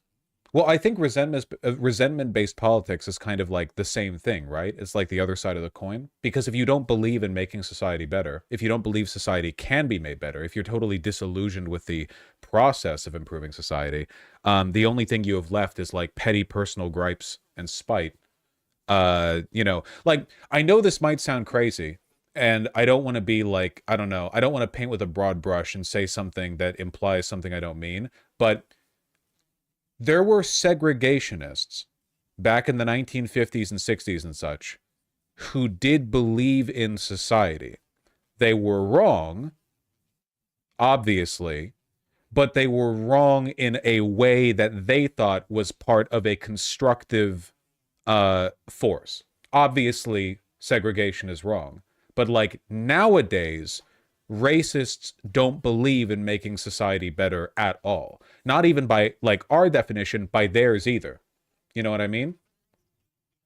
Like it used to be, if you were a racist politician, you might have like values and virtues about what direction you think society should be taken in, and also you were racist. Often the two overlapped heavily. But nowadays, every racist position is essentially just like burn the world down, but make sure it hurts. Make sure the burns hurt the people we dislike the most. Does that make sense? Like it's a totally different dynamic.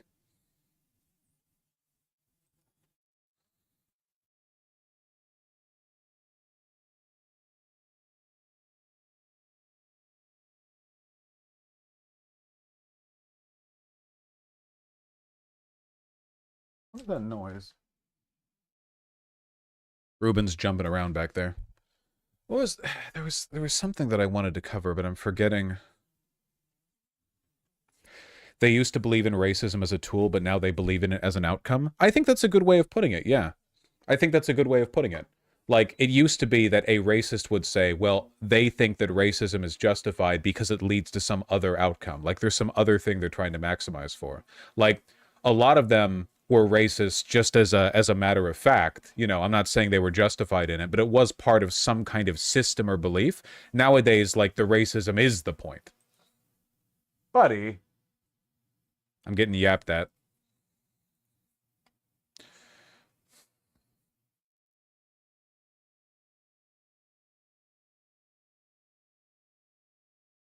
Man, why do I have it in my head that there was something that I was meaning to cover and that I could find it because I retweeted the video that was related to it, but I can't find the retweet. What did I have in my head?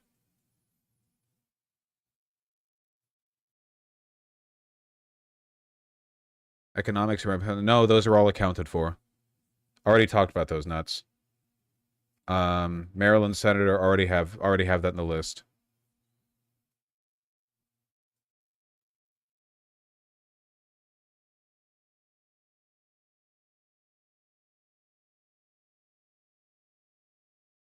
Damn, no, none of the things you guys are suggesting is the thing. We discovered signs of life outside Earth. Don't care.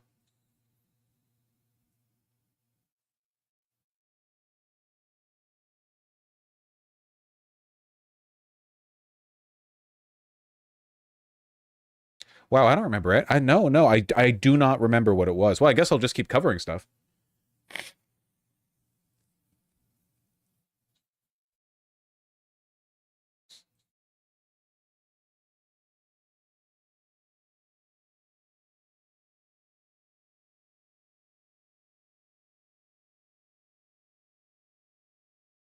No, no, no. Okay. Well, you all can stop now. None of you have been helpful. All right. Do.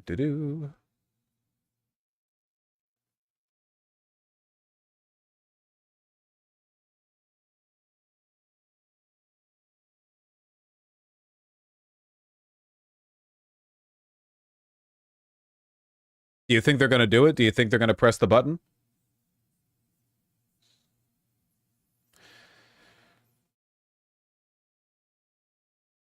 Do you think they're going to do it? As an accelerationist, we can only hope that he does, right?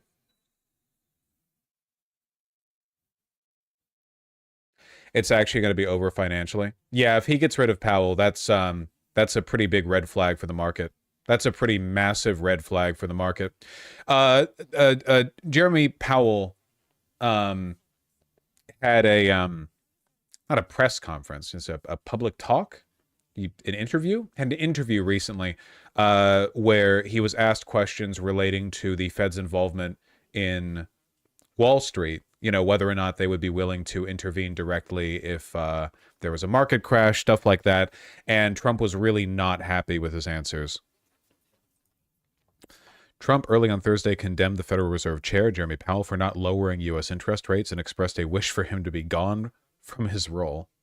Trump appointed this guy. Not that, you know, stops him from turning on people.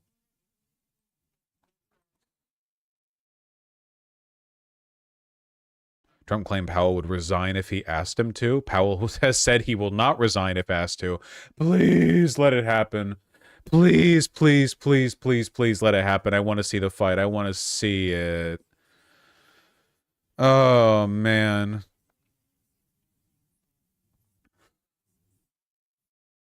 Trump seems way more pointlessly aggro this time around. Well, he really wants the interest rates to be cut because he wants that boom economy, you know? If interest rates are cut super low, that means that borrowing money is basically free, and rich people love borrowing money.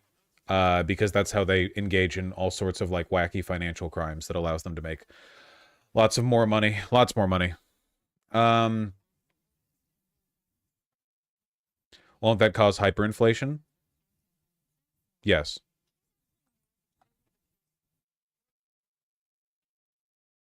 But, you know, who cares?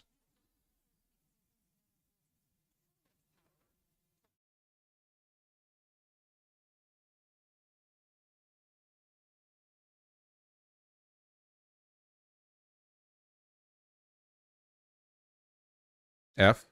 Yeah, the feds are trying to break into the stream. We won't let him in, though. You have to repeat that about lower inflation? No, it would cause higher inflation.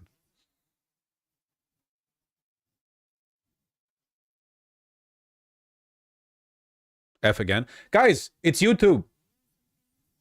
My OBS is fine. YouTube's being fucky. What do you want from me? They don't know what they want from me. They just want to complain. All they have to say is F.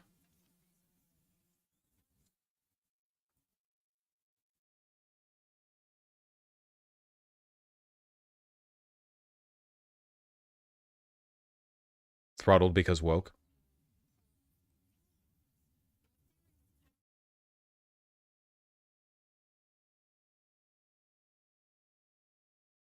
Okay, even my YouTube is saying the connection is consistent, so I have no idea what you guys are experiencing right now.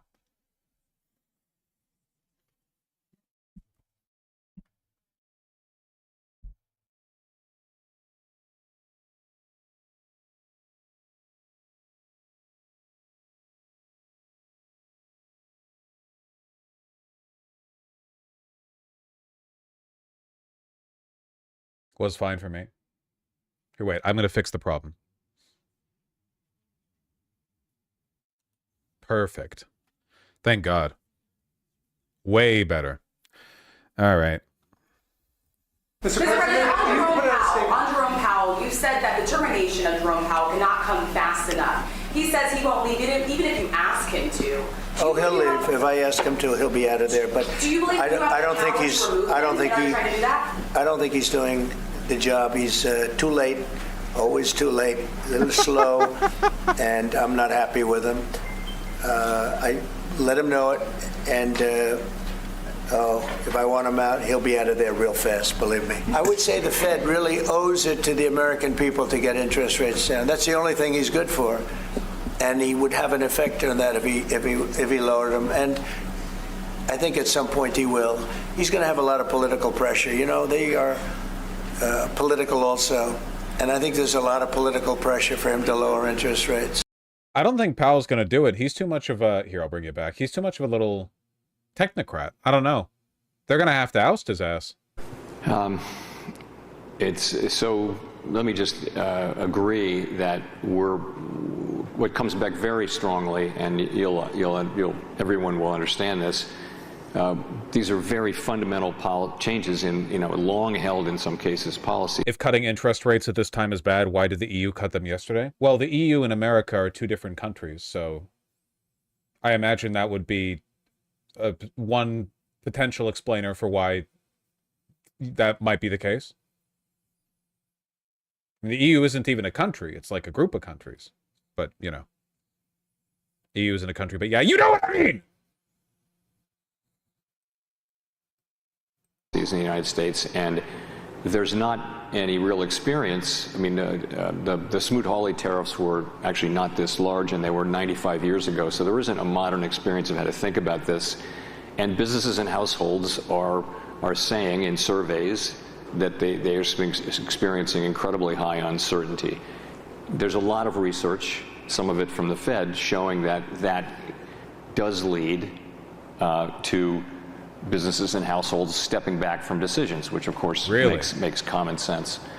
And you hope that that's something that you go through a phase, and then you know what things become more certain, and therefore people can resume normal economic activities given their understanding of what is the new normal. I mean, your question really is, what if the uncertainty remains high? I think that's a difficult environment. I think people's expected rates of return would have to be higher. I think people would that would weigh on, to me, investment just in general. If the United States were to become a jurisdiction where risks are just structurally higher going forward, that would make us less attractive as a jurisdiction. We don't. There are a lot of complicated factors here, but like lowering interest rates, generally speaking, means that there's less value in keeping your money in a savings account. It incentivizes people to invest. The problem is that right now people are divesting from the market due to instability. Due to instability, people are more interested in stuff like, putting their money in high-yield savings accounts, which benefit from a higher interest rate. Lower interest rates mean people can borrow money more. The cost of borrowing money goes down, which means that money moves around more, which increases inflation. It's a whole thing. It's a whole balancing act. It should be enough to understand that if Trump wants the interest rates lowered, it's probably bad for America, which is good because America is bad. Or something. Type shit. The issue is this guy's assuming Trump is handling the economy in good faith. I don't think that's true. I think that Powell is fully aware of the fact that Trump is a lunatic. I don't think for a moment that Powell believes that he's working in conjunction with the president to bring about better economic times.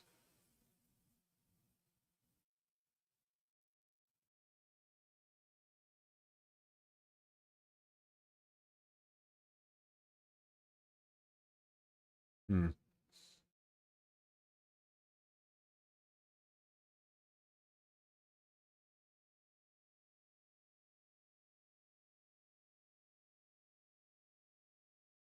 Isn't faking the interest rate also super destructive? Faking? I don't know what you mean by faking. Is Powell evil or just a technocrat?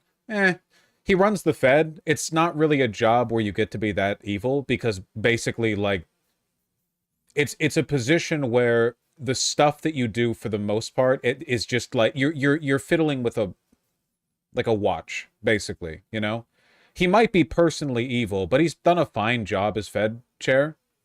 Like, it's the job that he has is it's like asking a person whose job is like cleaning barnacles off the side of a ship if he's evil, but you're asking based entirely on like his job performance. I don't know, he's cleaning barnacles off the side of the ship. He might be evil, like on a personal level. For the most part, he's just doing his job. Who do you think you voted for? Probably Trump 2016, Trump 2020, fucking 2024. I don't know. I'm not gonna lie. I don't know.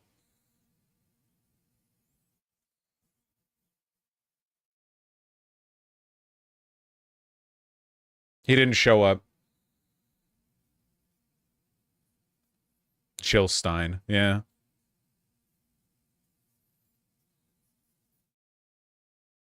Wrote in Kanye? That's facts.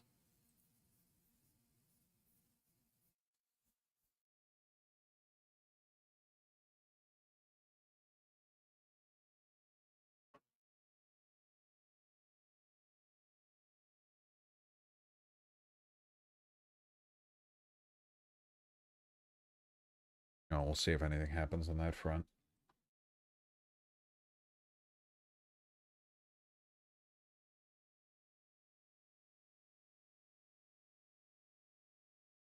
Fuck all these links, man.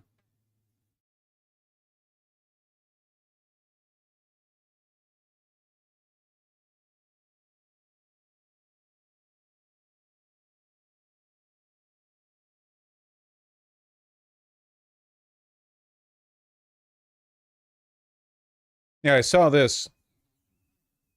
The Trump administration's claim that it can't do anything to free Kilmar Abrego Garcia from an El Salvador prison and return him to the United States should be shocking, a federal appeals court said Thursday in a scathing ruling. Yeah, we have other people jumping in here. The panel said Trump's government is asserting a right to stash away residents of this country in foreign prisons without the semblance of due process that is foundational to our constitutional order. Oh, they're not handling a case over this, right? I mean, they're just saying this for the love of the game.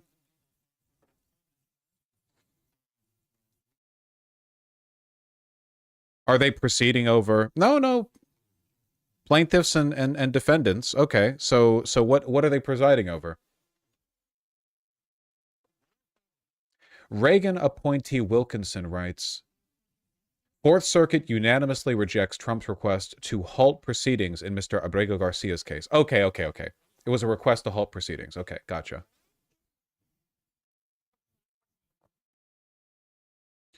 They said yesterday that even if Abrego Garcia manages to somehow come back to the United States, they'll deport him again. Yeah, the crazy thing about that as well is the fact that before their argument was, well, the Supreme Court just told us to facilitate his return if he makes it back to the United States. So for like 12 hours, the lie was, yeah, the Supreme Court just said that if he somehow makes it back over the border, we have to not deport him or something. And now they're abandoning even that. And they're saying like, yeah, we'll deport him again if he comes back. They can't settle on a lie.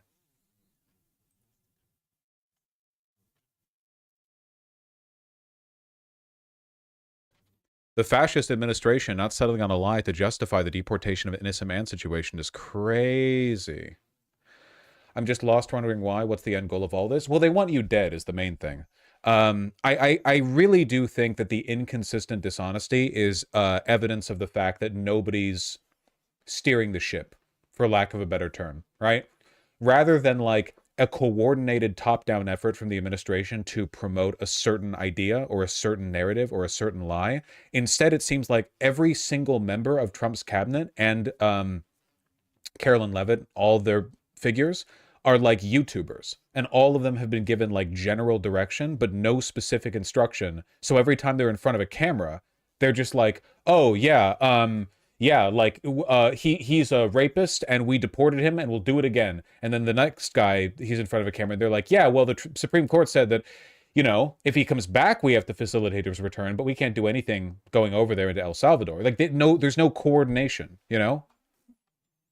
Which makes sense and kind of does fit with the idea that Donald Trump has, like, no power in this administration except as a figurehead.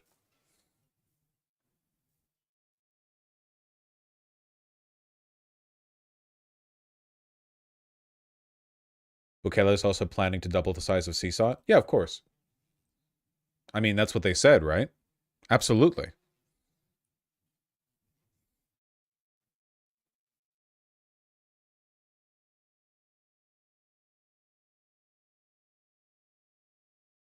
Dude, they have to be, like, funneling so much money to Bukele, right?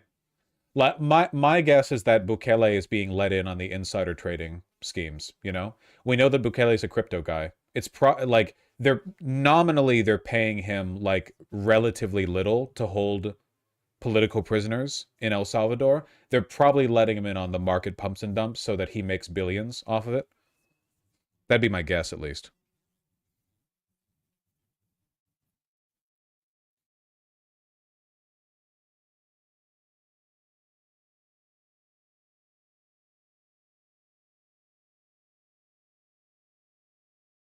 I'm not convinced they're being held. I still don't think they're killing these people. I don't, it's possible.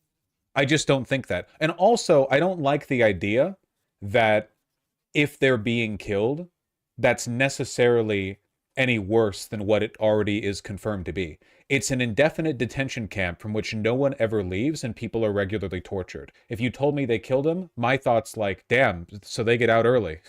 Like, I don't like when you say, like, oh, Abrego Garcia is dead, my thought is like, well, he's not being tortured. Like, I maybe that's me being a little bit, like, cynical, I guess, but, like, no one leaves CSOT.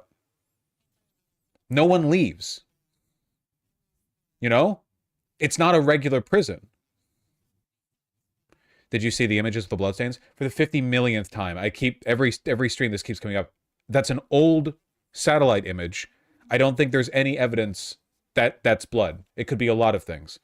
I don't like the sensationalism on speculation like that when we know for a fact that it is a concentration camp where people are regularly tortured, not allowed to see anyone, not allowed legal representation, and no one ever leaves.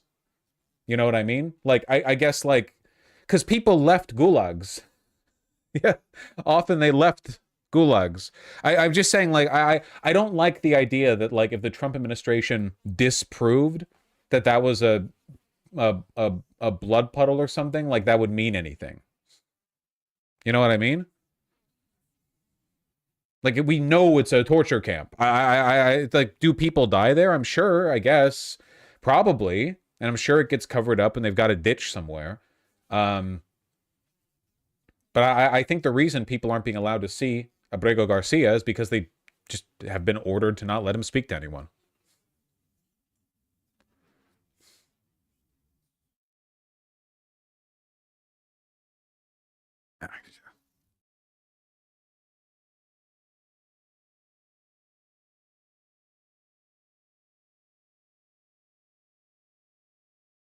Hey, torturing is dangerous. Yeah, I've heard that.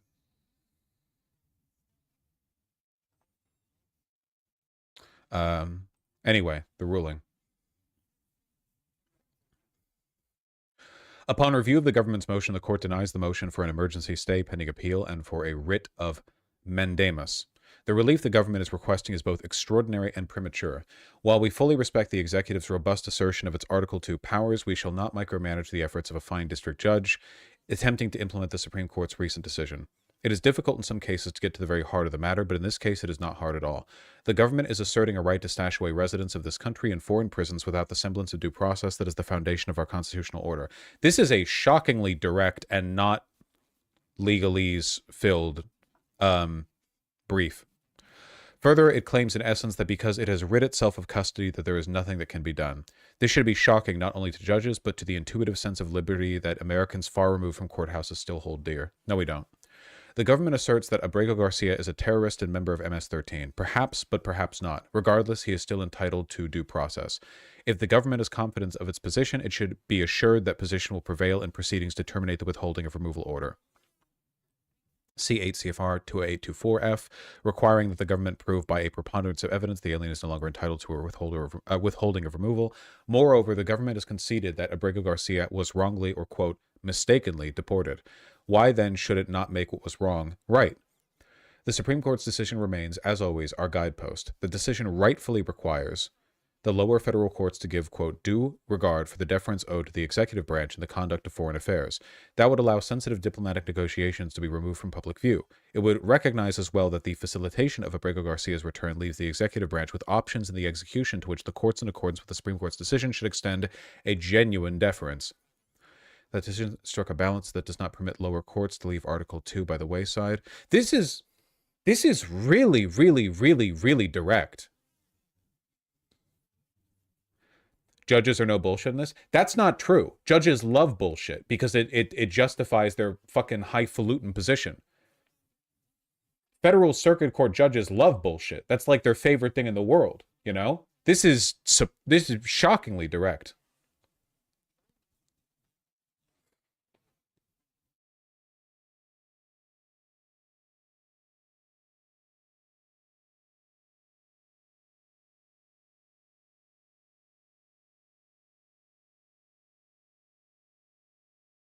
I finally remembered the thing that I wanted to talk about, by the way. It popped into my head, so now I opened a tab so I can talk about it in a bit.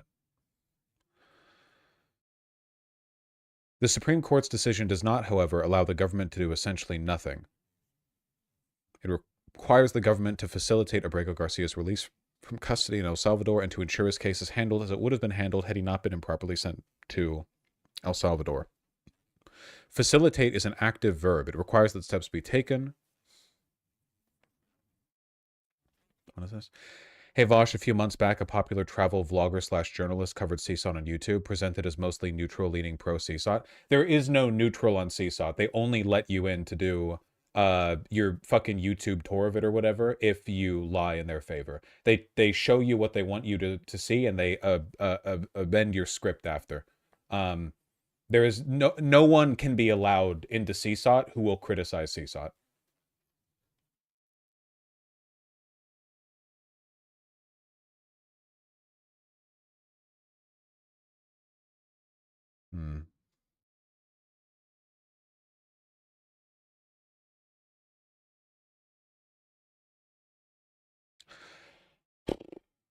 Well, what's the next step from here? I guess the Trump administration is going to have to say the Fourth Circuit Court is woke. And ignore them?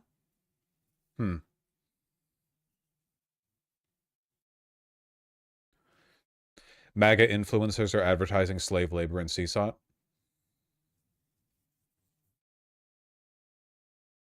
Person you see right now, this is a prison here inside of El Salvador, and each and every single person you see right now in this video are prisoners, and they made this factory so that way they can now use this factory to create new clothes, one for the prisoners, for the schools, for the government themselves, the hospitals, anything they need, they can now use it and make it here inside of El Salvador versus having to go get it from a country like the United States or China, helping create a more self-sufficient El Salvador. And each and every single day that a prisoner is working here inside of this factory, they then get 2 days taken away from their sentence. So imagine you have 10 years on your sentence, and by working... That's a lie. People in CSOT don't have regular sentences. They leave at the discretion of the executive. That's a lie. They don't even have concrete sentences in a lot of cases. That's just not true. Like, they're there until they're not.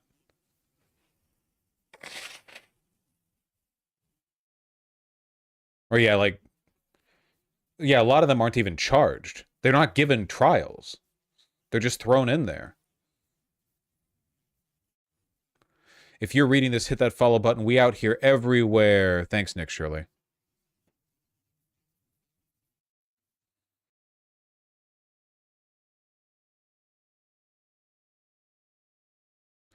Nayib Bukele is really changing the country here in El Salvador. It's quite amazing to see.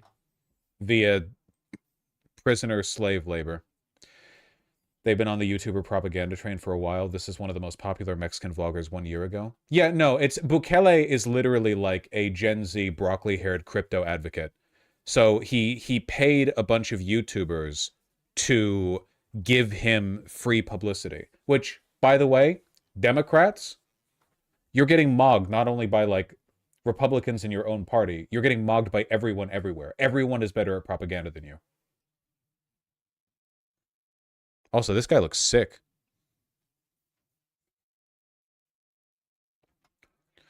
Seriously, should we just ban the ability for platforms to monetize clicks? I know it's like incredibly naive of me, but God, I wish you could just be like, YouTube is now unironically woke. Oh, this is a video promoting prison slave labor. Prison slave labor is bad. Here's in our terms of service, it says you can't be bad.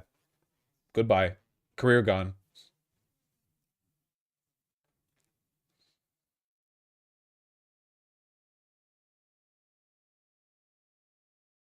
Modules, and we can appreciate. They made the damn video in Mexican.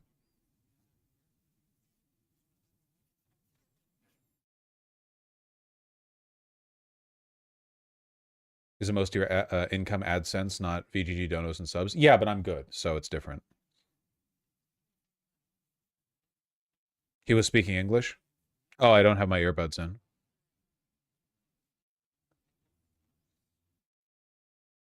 I just assumed.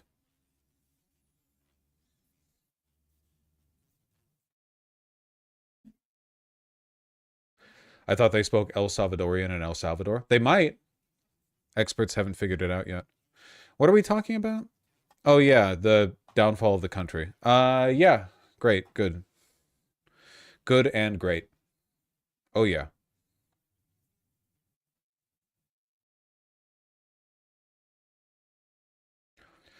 Why was a Mexican YouTuber speaking English in a propaganda video about El Salvador? I think you know. I think you know.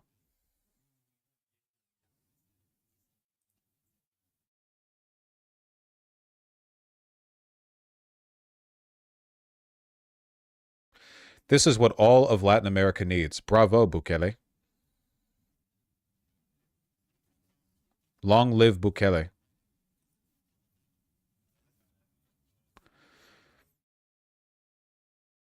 He is the most popular leader in Latin America. Or in the world, maybe? I don't know. Now that Assad has been deposed.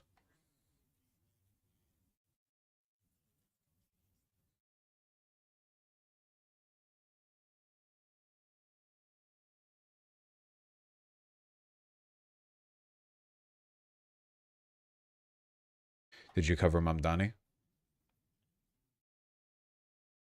I cover a lot of things.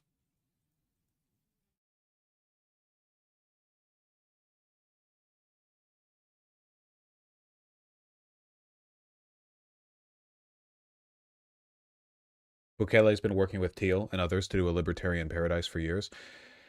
We got to do something about this, man. What are freedom cities? Billionaire CEOs plan could reshape America. We gotta do something. Holy shit, fucking text. Dude, look at this one. 2 months ago, 94 million views. Pulling Mr. Beast numbers. The world's highest security prison, CSOT, parentheses, the most evil are kept here. Thanks.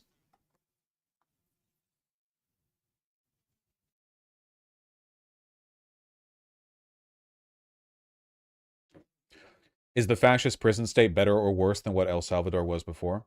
The quality of life for the average El Salvadoran has almost certainly improved under Bukele, which is the reason why he's been able to, like, get the mandate, you know? He's essentially like a warlord who took advantage of instability and worked out a deal with the gangs to get, like, a lot of them arrested, but not all of them. He essentially, like, and he denies this, but it's true.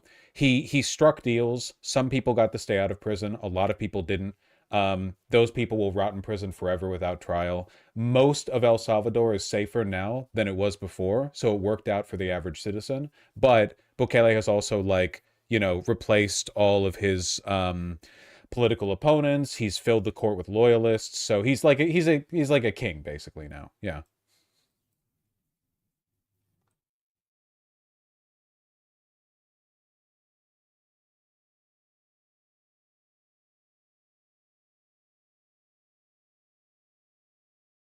What does this guy say? Been used. The only light they have is this little hole that barely lets the sunshine in. This openness is also the sole source of fresh air. That sounds great.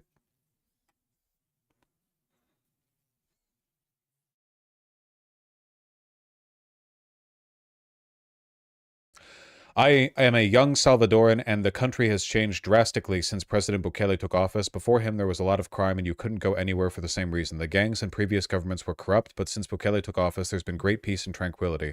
Although some organizations say the treatment of criminals is wrong, those organizations that protect rights do not know what it was like not to be able to go out in the streets and not feel safe or know if you could get home alive.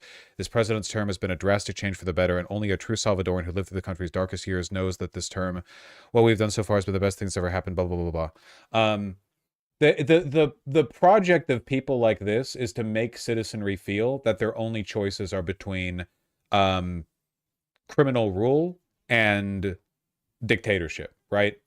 Like that's what all of them want you to believe. From Trump to Bukele, all of them, to Xi Jinping as well. The only choices you have are total authoritarian rule or, you know, complete collapse of society. They want to say fascism or barbarism. He has Philosopher King written in his Twitter bio. Yeah, because he's incredibly cringe. Bukele's really embarrassing. Like, if you follow him on Twitter, he talks like Elon does. Like, he literally is like a Bay Area techno-fascist with all the self-awareness that implies. Hello, Capella. Oh, goodbye, Capella. Soy crypto fash millennial? Yeah, 100%.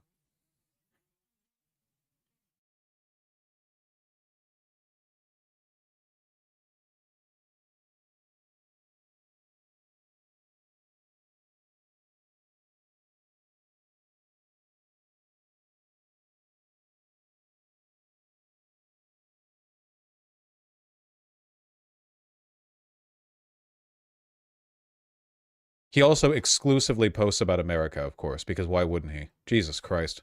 Sorry, I was just looking through some of it. Here's the banner image. Of course, very normal for a leader. Pinned, look at me, I'm friends with Trump. Any friend of Trump is a friend of the American people. Big love for Bukele. Retweeting Thomas Sowell quotes. Where he talks in English about how criminals don't deserve due process. Something in Spanish. Sorry, I speak American. The Twitter clip that we looked at.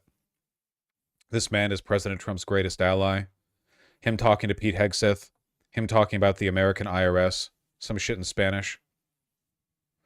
Holy shit. Bukele exposed America's tax system. Abolished the IRS. Wow. Quote tweeting human rights to Elon Musk. Great. I don't fucking... You get it. Kristi Noem. Kristi Noem. Third time we've seen this clip. Trump. Trump. Trump. Trump. Trump. Yeah, just, that's it. He's a client state. Like, El Salvador is basically like a colony of the United States. Except colonies historically have produced wealth for the nations that own them, and in our case, all they produce is tyranny and rob us of our wealth because they're letting Bukele do like pump and dumps on crypto or whatever.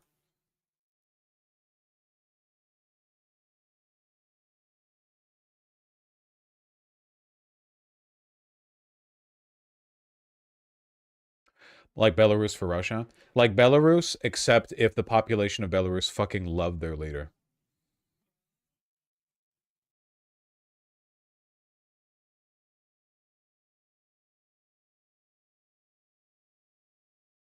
So not like Belarus.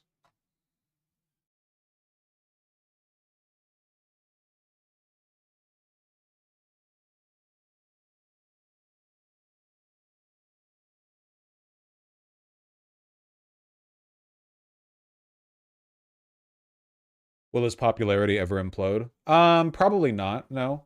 Because, for one, he's, like, young and tech-savvy, so he's pretty good at managing his propaganda network, obviously. And for two, El Salvador was such an irredeemable shithole before he took over that he basically has, like, infinite goodwill with the population. He can arrest any domestic opposition that arises. It doesn't really matter. No. If we were a real country, we could still do Latin American coups, but unfortunately, we have fallen. We exist in a fallen state.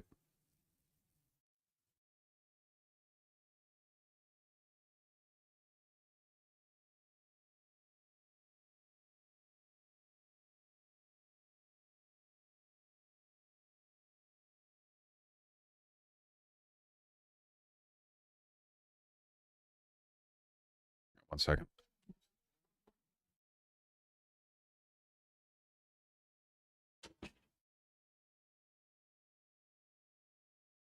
Wow. Okay. I just closed that. Oh. He was climbing into my closet.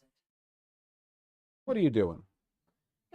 Wow. Oh, she's squirmy. Squirmy. Hello. They haven't seen you in a bit. Ah, Never mind. She's too crazy. No, you're sure. Wow. Bella. Okay, she's freaking. Yeah, she's tweaking. I didn't even see where she went. Still is that kid in hyper energy, huh? Yeah, she was like climbing on stacked boxes in the closet, apparently.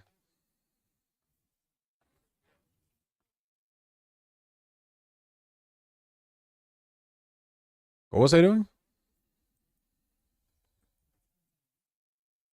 Oh, right, getting angry at Democrats. We are all afraid, Murkowski says. Fear of retaliation from Trump administration is real. That's great. Can I get the video? The outspoken senator is, quote, oftentimes very anxious to speak up out of a fear of recrimination. Man, I'm always mad at Democrats. Yeah. Give me the video. So dickless. How often do you even hear? I mean, there was the one guy who went down to Seesaw. We'll talk about that in a second. But like, Jesus Christ, man. Is this the clip? Is anyone doing anything? What are you afraid of? What opposition are you mounting that you fear retaliation for? Part of what I have been doing with my team is just trying to listen as carefully as I can to what is happening and how it is happening and the impacts that it is having on the ground. And we're honest up front in saying we don't have... By the way, chat saying she's a Republican? Wait, really? Did I just completely blank on... Oh yeah, Republican Alaska. Okay, my apologies, chat. My apologies. Well, I guess I have nothing to be mad about then with regards to the Democrats. Alaska Republicans are like rhinos anyway, it's fine. You know what's really embarrassing? You should have known. Yeah, what's really embarrassing is that I actually specifically remember Murkowski being a Republican because I remember seeing her before and thinking she looks like a crunchy hippie Democrat and she's not. And I think that I just blanked on that and I saw her and I was like, oh, crunchy hippie Democrat. I thought about like the inversion of the claim. Oh, we'll watch it anyway. It's news anyway. Have all the answers. But we're trying to unlock at different opportunities and in different ways as much as we can. And it is as hard as anything that I have been engaged in the 20 plus years I've been in the Senate. What do you have to say to people who are afraid? Or who represent people who are afraid? No, you're still allowed to be mad at We are Dems. all afraid. Ah. Okay.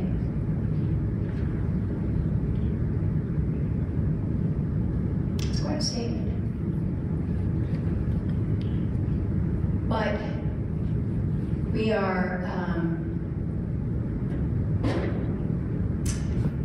we're in a time and a place where I don't know, I certainly have not been here before. And I'll tell you, I'm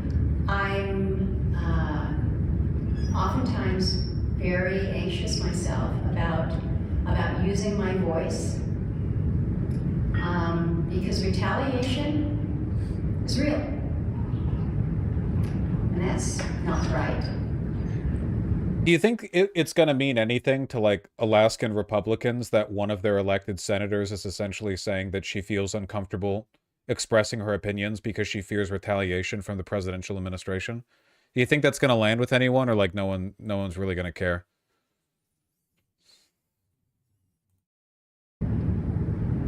But that's what you've asked me to do. And so I'm going to use my voice to the best of my ability. And sometimes it will be viewed in a way that, well, that's pretty confrontational. And other times it's going to be using my mother's charm that I learned as a young girl, and in direct communication with those that I have made relationships with. Yeah, this shit doesn't mean anything to me unless she flips Democrat. Like, I don't know what else. Like, you know, you can talk about it all you want, but like that's literally the metric, you know?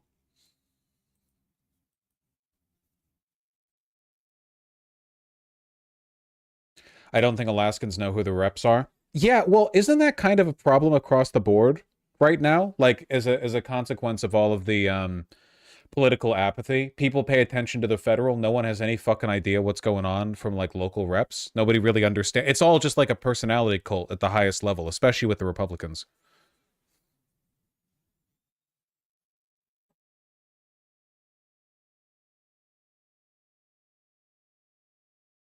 Still going along with MAGA. Get fucking Bukele's Twitter account out of here.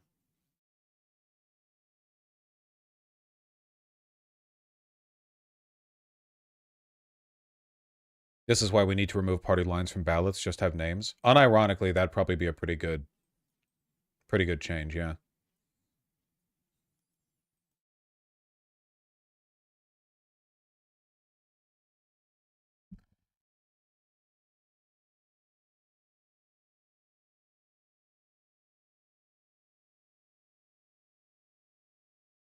The results would be catastrophic. Well, then people would just like vote. Republicans would just vote for whoever has the whitest name, right?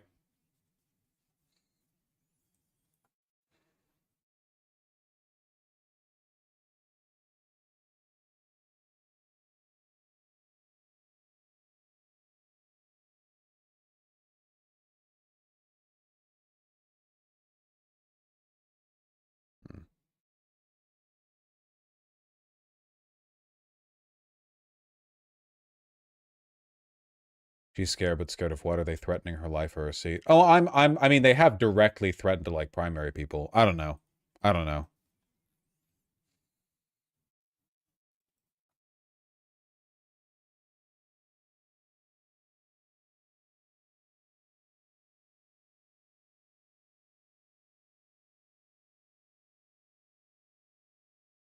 Should I be concerned by the number of likes this tweet has? Why would you drop something like that with literally no context? What the fuck is this?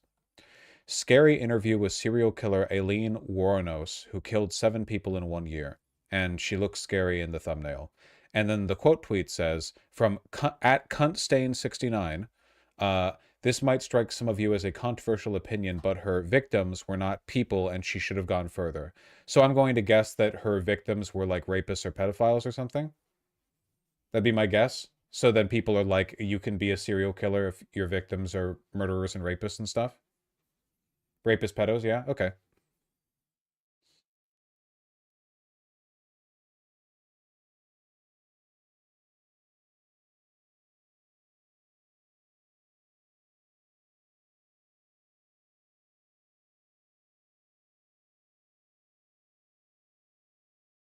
Her victims were John. She claimed they raped her, but out. I mean, Johns do rape sex workers pretty often.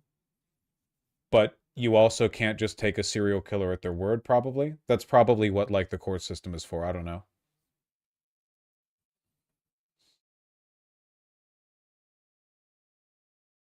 Also, she seems to be a little bit crazy, just judging from, like, the audio-free video. Like, I'm not even playing the audio, but like, I don't know. She looks scary. I think she's evil because of how she looks mostly. Why are we talking about this, lol? Because someone linked it.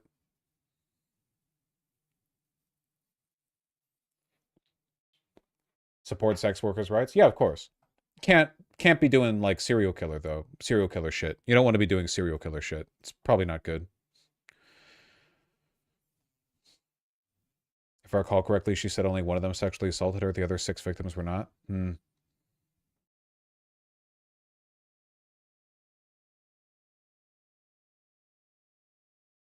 Women can't do anything without being judged for it. It's fucked up.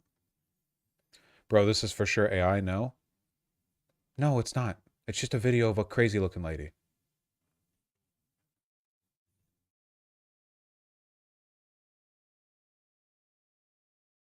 You people are cooked? Dude, society is cooked, okay?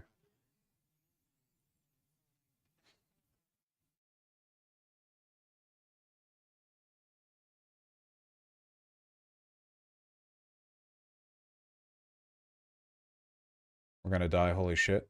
Yep. FDA is planning to end most of its routine food safety inspections, according to CBS News. That's cool. Who this morning is putting our food safety system under the microscope. It's from the 90s. In 1993, it was Jack in the Box hamburgers. 4 people died. Health officials expect to see more young victims. In 1998, it was hot dogs. 14 people died. I didn't need to see that kid eat the hot dog. That was fucking gross, spinach. man. E. coli linked to tainted spinach. 2008, peanuts. 2018, romaine lettuce. Last year, boar's head. Boar's head is recalling 9 types of deli meats. Every year, some of the food that's supposed to keep us healthy winds up killing people. What's going on? I mean, I hate to just keep saying it's complicated, but it's complicated. You know, what causes problems and what needs to be done to fix them. Mike Taylor has spent his entire career trying to make food safer. I don't think people understand that, like, the fact that every time there's an outbreak or like a sickness breakout or whatever from tainted food, the fact that every time that happens, it's a big news story, is a really good thing because it doesn't happen often. This shit used to happen all the time, like constantly. Like, it was just life. People just died for no reason, basically, just all the time, you know? It's exactly the same as the vaccines, you know? You get used to how good things are. When you have them, you forget why you need them. I've led the food safety programs at both FDA and USDA. Can you give us some context for these foodborne illness outbreaks? Well, it's this familiar litany of 3,000 deaths annually and 48 million illnesses. But it's just hard to measure and quantify. 15 federal agencies plus state agencies oversee our food system. The U.S. Europe is better about this? Yeah, we have pretty bad food safety laws for the most part.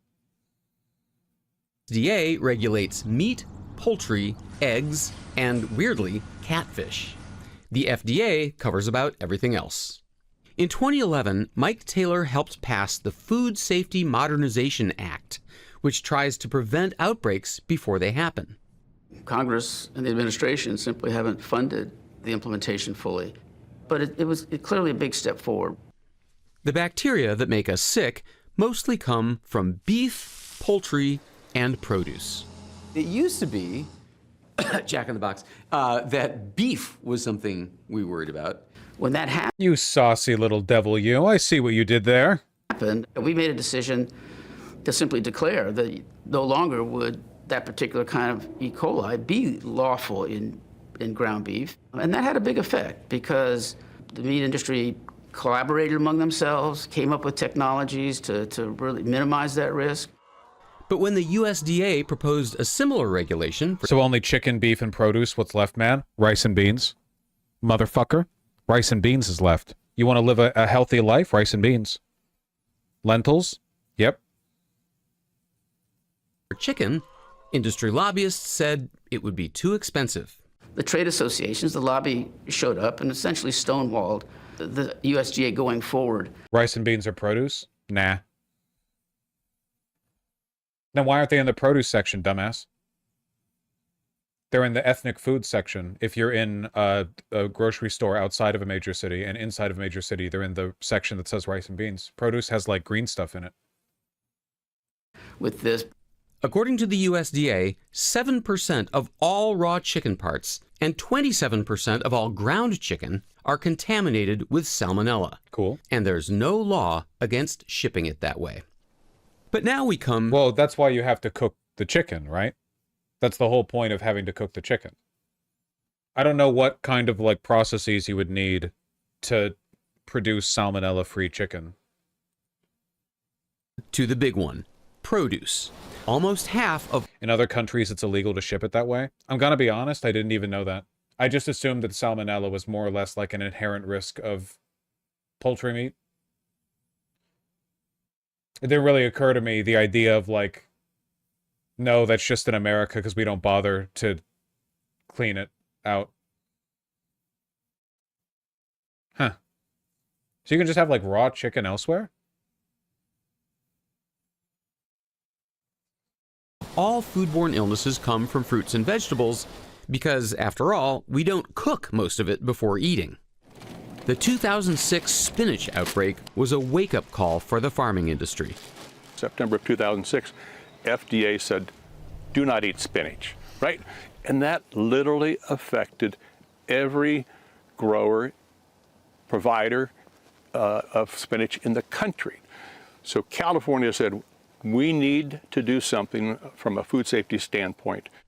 And that's how the Leafy Greens Marketing Agreement was born, a coalition of farmers overseen by the California Department of Food and Agriculture who've agreed to adopt food safety protocols sooner and more stringent than the government's.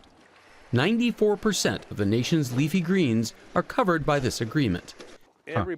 Tim York is the CEO. It sounds like these farmers are, in essence, saying, hey, let's impose rules on ourselves. That's exactly right. Yes, which is...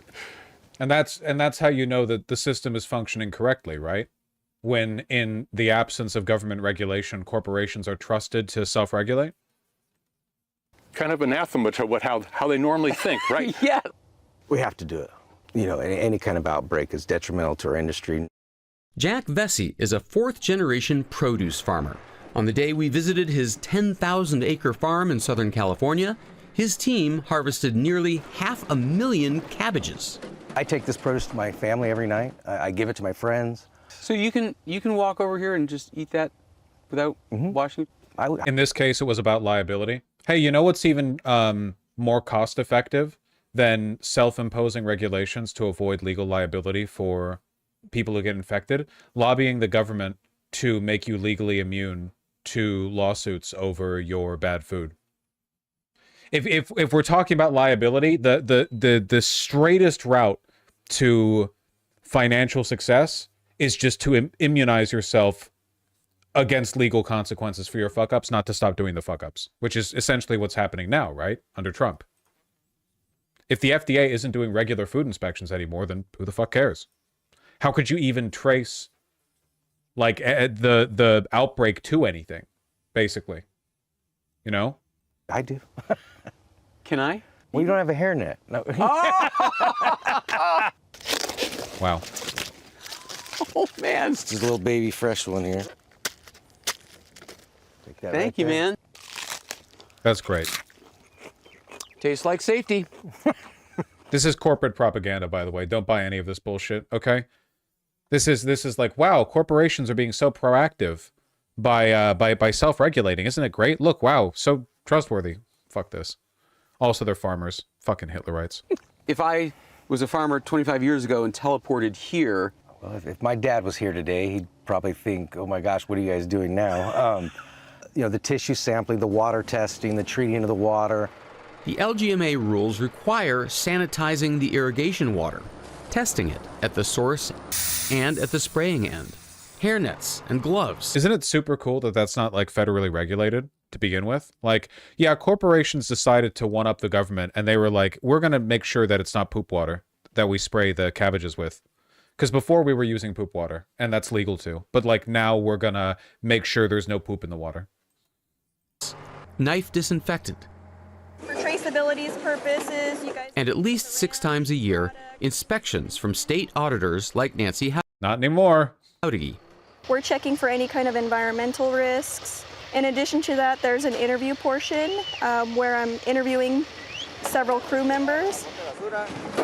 Vessey's farm even holds mock food outbreak drills twice a year. Our food safety manager will call her off and say, recall this field, this block. I need answers. And I can tell you who was in there, what fertilizer company, what seed company, what crew was in there, everything within 30 minutes. Because stopping a truck or bringing that product back and recalling as quick as possible is very important. All right, so despite all of this, outbreaks still... Wouldn't it be in the farmer's self-interest to make sure their customers aren't dying? You'd think that, but crazily enough, no. Even if you assume that farmers act in the rational self-interest of their company, which, let's be real, business owners don't do that shit. Yeah, there's always more customers. But they'll take that risk. I mean, like, why do drivers speed to get to a place like 90 seconds faster when it increases the likelihood of them getting into an accident by like 400%, you know? Happen. So why are they still happening? Outbreaks may occur because we are growing product outdoors. You know, some bacteria just occur naturally within an environment. They just exist. And so... It just spontaneously develops. Or going back. It just, yeah, it spawns in. We control as much of the ecosystem as we can. Of course, you can't control every variable outdoors. Before they walk into this field to start harvesting this cabbage, what they'll do... We need to start, like, investing in... I've seen... I think I saw these things built in the UK. These, like, mega greenhouses, where I think it was, like, something like 90% of all the tomatoes made in the UK were made in, like, these 4 buildings, basically. And they're, like, super efficient vertical farming stacks. I don't know if you could do that with all produce. I don't really give a fuck about cabbage, but I don't know. Seems like kind of a massive waste of land. All this stuff being grown in like a, you know, big flat, so on and so forth.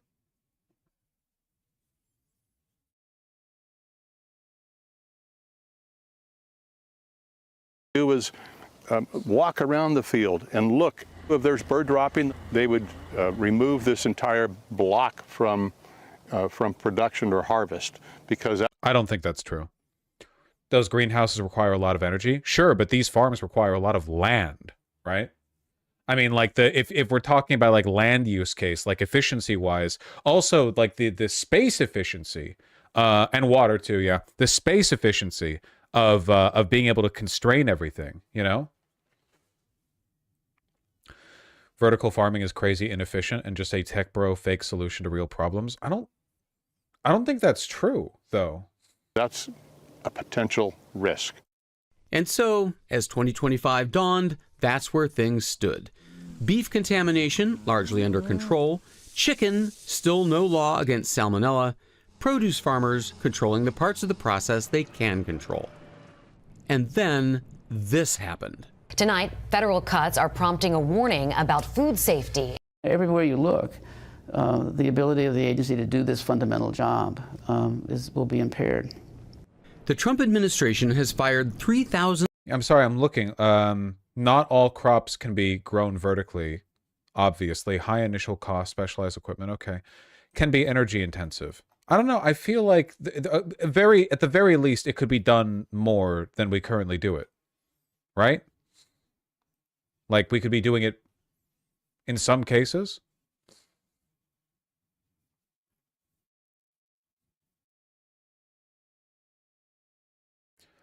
The sun is free. Yeah. That's true. For now. I don't know, it seems kind of cool. Europe's biggest vertical farm. It's like one big facility.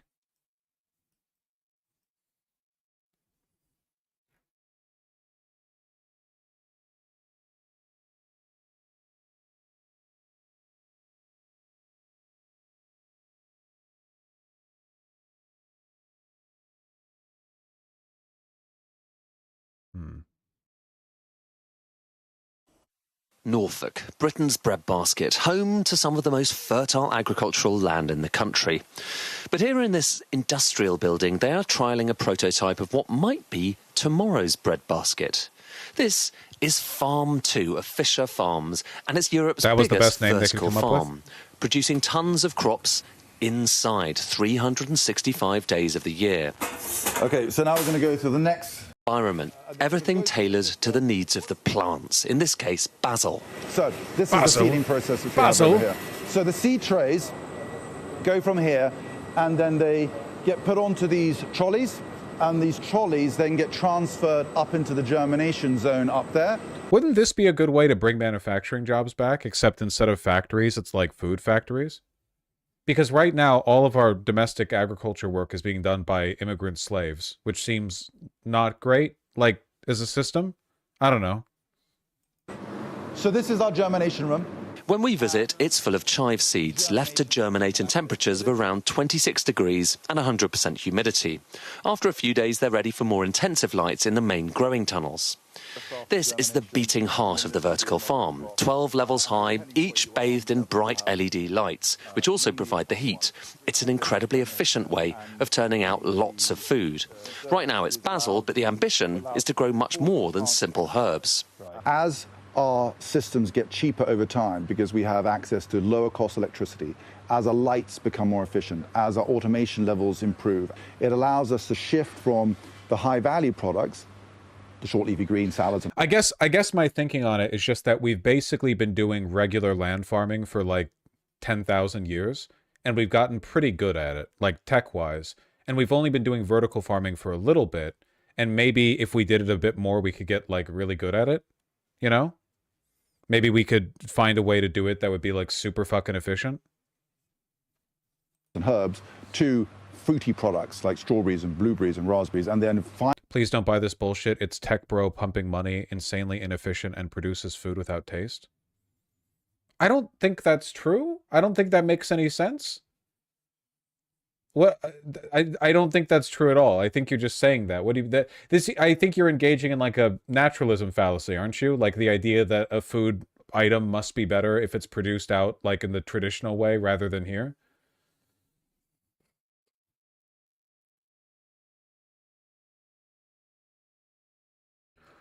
Probably not. Vertical farming requires lights and power. Non-vertical farming uses the sun. That's the biggest issue. Yeah, but you could probably save on that cost, right? Like way less labor, more efficient use of water and fertilizer and stuff in here, like less land use, of course.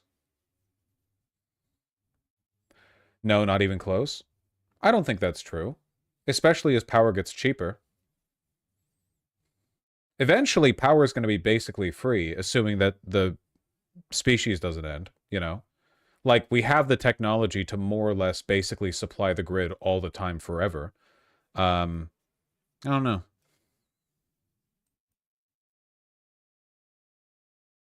Finally, to the actual goal of Fisher Farms, which is rice, wheat, which are 52% of human calorie intake comes from those two products alone, and then soy and peas, which are fantastic protein substitutes for meat.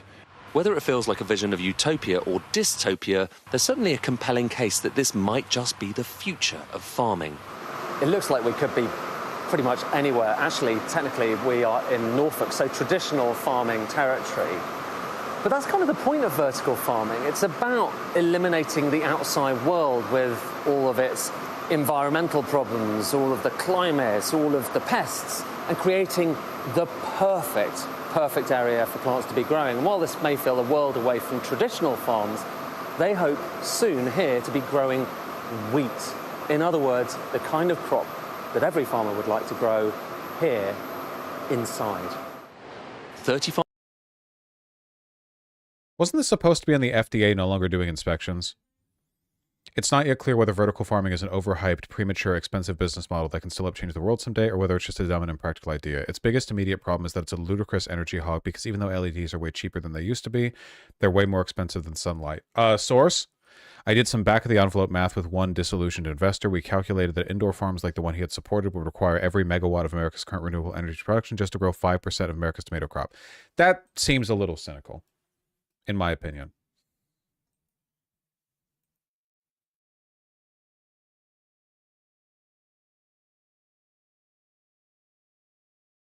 Lots of indoor farms are shutting down as their businesses struggle, so why are more being built? Why are we, when did we become such goddamn cynics, man? Can't we, like, explore the potential? What if one of them finds, like, a good way of doing it?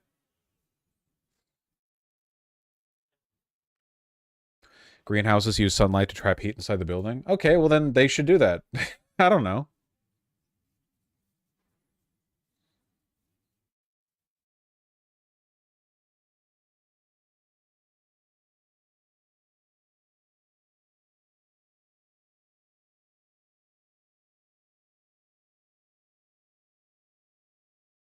You should check out agroforestry. That sounds gay.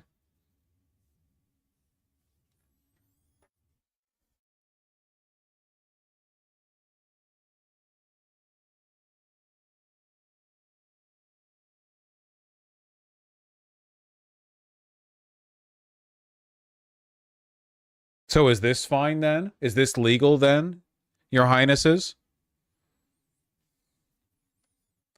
They went back to regular greenhouse because they were more efficient? Sure, then make a vertical greenhouse.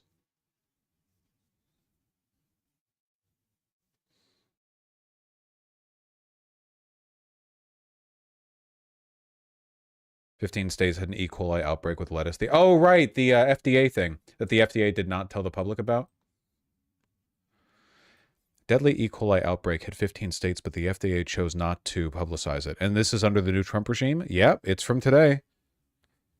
Ripped across 15 states, sickening dozens of people, including a 9-year-old boy in Indiana who nearly died of kidney failure and a 57-year-old Missouri woman who fell ill after attending a funeral lunch. One person died, but chances are you haven't heard about it. The FDA indicated it had closed the investigation without publicly detailing what had happened. Wow. That's actually really bad. It was a fatal outbreak, and they just full on did not. This administration is pro-disease. Dude, they're all fucking Moloch worshippers. It's crazy. It's insane. It's like, cannot dare I say it? It's like worse than the Nazis, man. I don't know. I feel like Hitler's cabinet would have been like, it's probably bad if the citizens get poisoned. I don't know. Maybe I'm wrong, but I feel like it's a mix of like fascist anti-government intervention such and such with like wanton evil and incompetence. I have no idea. I have no idea.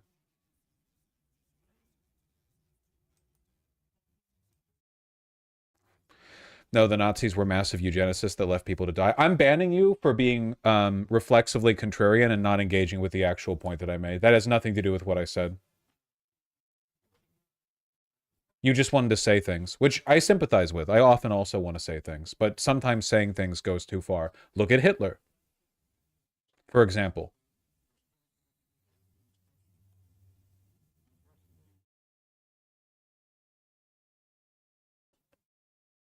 Don't you mock me, Thana.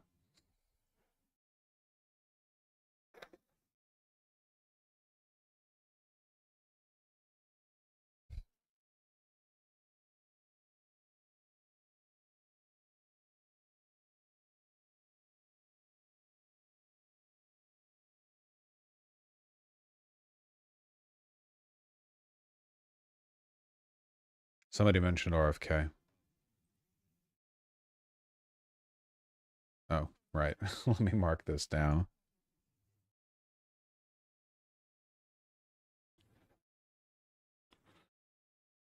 Motherfucker.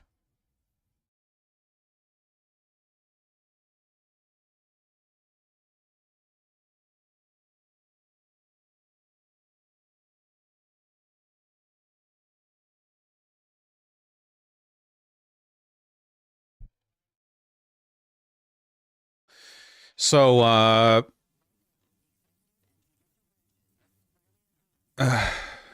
don't know, man. I don't know. What am I... Can somebody who's better at talking than me find a way to satirize this? Please? Sir, this is an individual tragedy as well. Autism destroys families. More importantly, it destroys our greatest resource, which are our children. These are children who should not be suffering like this. These are kids who, many of them were fully functional and regressed because of some environmental exposure into autism when they're 2 years old. And these are kids who will never pay taxes. They'll never hold a job. They'll never play baseball. They'll never write a poem. They'll never go out on a date. I genuinely need someone to ask RFK Jr. what he thinks autism does to you. Never play baseball. Baseball players are actually super autistic, and I'm not joking. Everyone's autistic now. That's the whole point. Autists don't write poems. Okay, look. RFK Jr. is legitimately insane. But there is still a point here. And it is Nazi shit. I tried to grab Ruben so I could show him off as an example of an autist.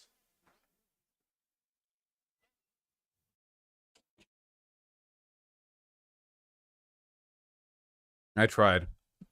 There we go. It is Nazi shit. The goal here is to build a pipeline. And the pipeline is health-conscious, conspiracy-minded parents' rights types and turn them into basically Nazis. This is the useless eaters thing, right? Rather than going after people who are disabled in like a traditional, like they're in a wheelchair kind of sense, we're instead making autism this like insane, abstract, almost like moral mark, a universally disabling force. They'll never play baseball, write a poem, play taxes, have a job. What are you talking about? What are you talking about? Like, it's insane. It makes no sense. Completely nonsensical. But the idea is to like turn autism into a specter that looms and that must be eradicated. Like the idea is to detach autism from the actual condition. Autism is not actually a descriptor of a set of psychological and behavioral characteristics that an increasing number of people have, right? It is instead like a marker of everything that can go wrong with a person, everything that can rob a child from their parents, and it needs to be eradicated. Which is why you have these insane, you have them saying like people with ADHD need to be sent to camps. Autism is caused by environmental factors, which I believe too, but not vaccines. Many of them will never use a toilet unassisted.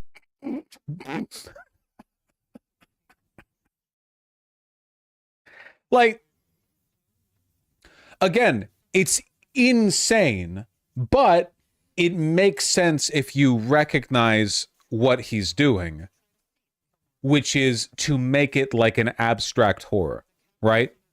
So every insane conspiracy-minded parent who does have an autistic kid, they think, oh, thank God my kid was one of the normal ones. But those other parents who say they have autistic kids, those kids must be like, like basically not even people.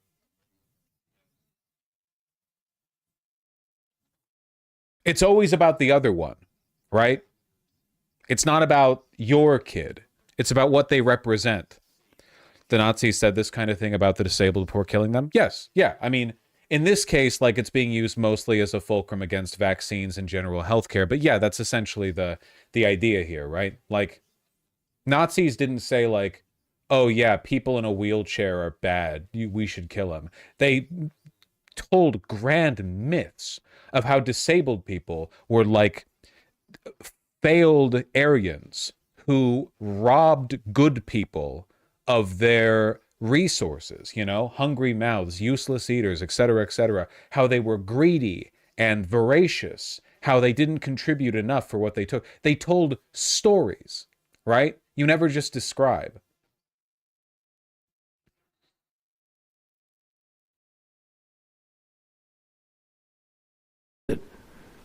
And we have to recognize we are doing this to our children. See, it's a moral marker, right? All of this is being caused by what we're doing. You know, vaccines, of course, is going to be what the finding is. Welcome back. 1 in 31 children in the U.S. are now diagnosed with autism.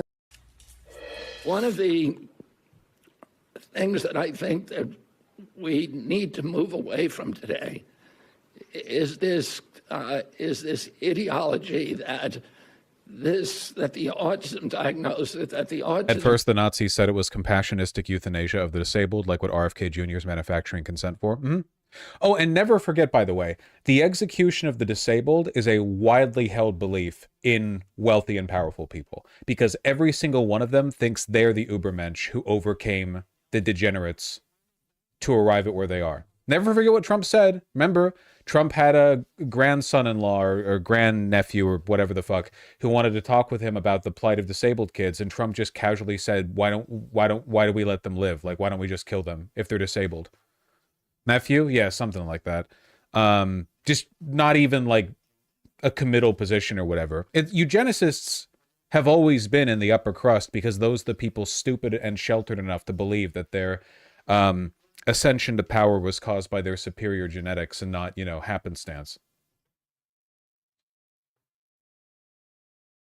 The prevalence increases, the relentless increases, are simply artifacts of better diagnoses, better... Is there any stuff about autism rates in more dense populations versus suburban populations?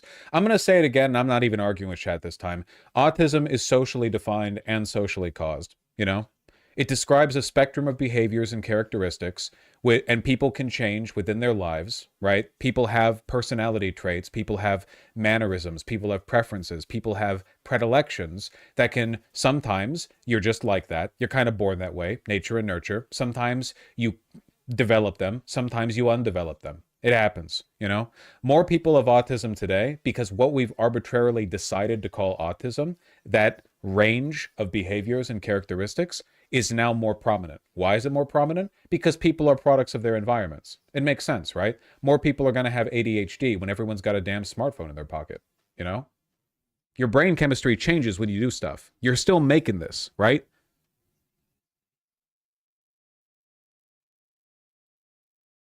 Watching this is a sign of autism. Literally true.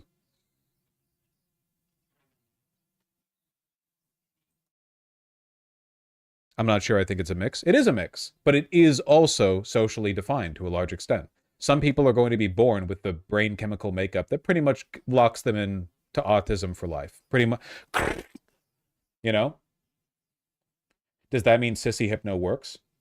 Yeah. If you go out of the way to watch a bunch of sissy hypno porn, there's probably like a correlative relationship between that and being into that fetish, right?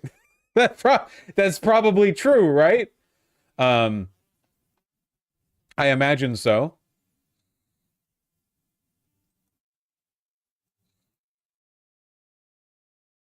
Anyway, you know, we created this world, basically.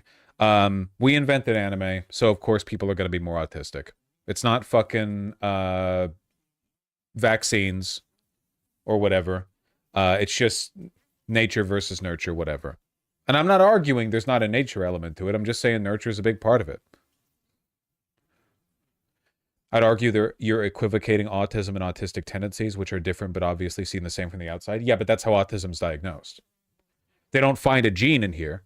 They diagnose you with autism because you demonstrate autistic tendencies. You meet the criteria. It's all socially determined. They could change what the criteria are, and I'm sure they will in time, eventually. 100 years from now, I doubt they're going to call autism the same thing. It's going to be called like retard disorder or like anime guy condition. And the condition, you know, they're going to check different boxes, but it'll be, you know. What about the 5G towers? Yeah, that probably has an influence on it as well, if you think about it. Recognition or changing diagnostic criteria. RFK Jr. has repeatedly and consistently made false and unproven claims about autism. Give me the clips. Oh, now it's just you talking now. I'm not watching a 29-minute such and such from this guy. You fucking kidding me? Disorder, including autism.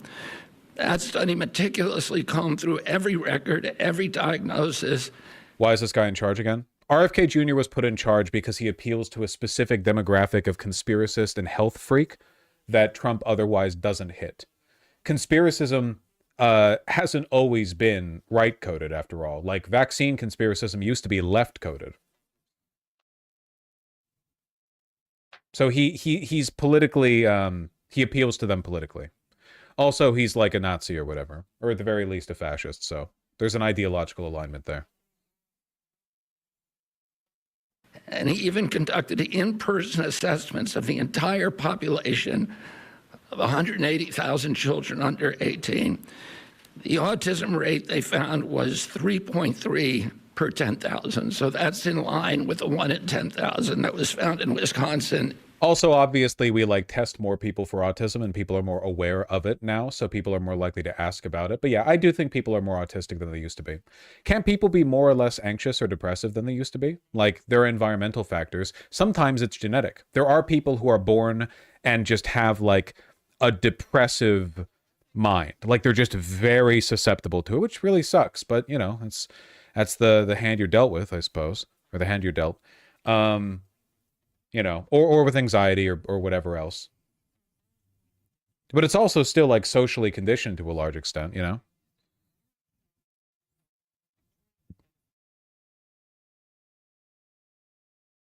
How's RFK's fit here? He dresses wretchedly. Very, very poorly. Anyway, I think it's really important to understand these to be socially determined, because when people make arguments about like deterministic autism rates going up or whatever, you kind of pave the ground for people like RFK Jr.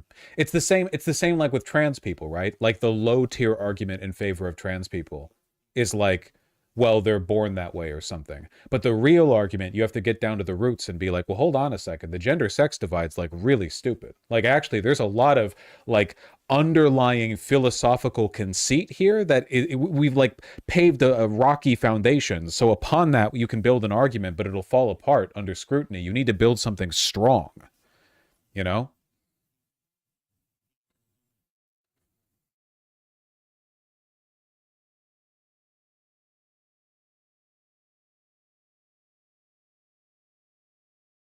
Yeah, you get me. 17 years earlier. For context, today, the last number of 1 in 36 is 83 times higher. In 1987, out of elected the Mind Institute at UC Davis. For being here, I'm here as there is better awareness of autism, but better awareness of autism cannot be driving disability like autism to increase by 300% in 20 years.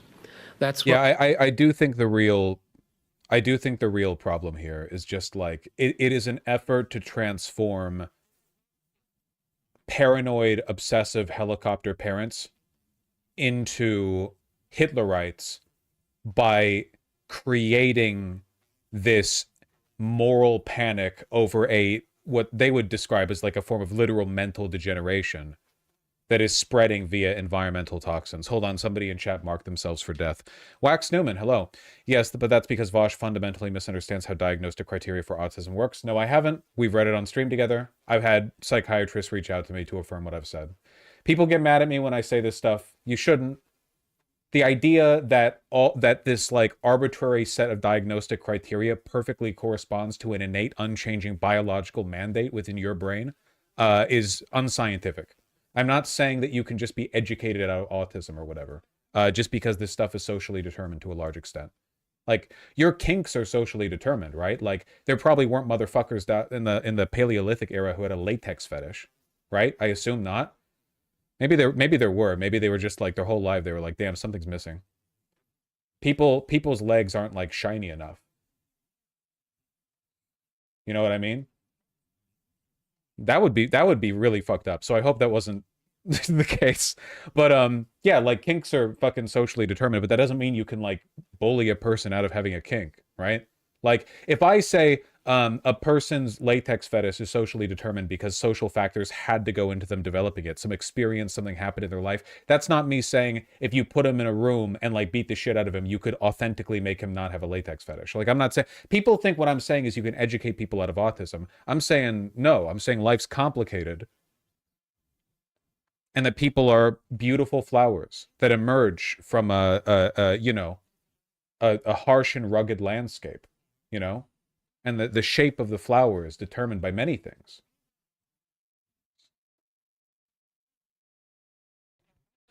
Sexual orientation works the same way. Yeah.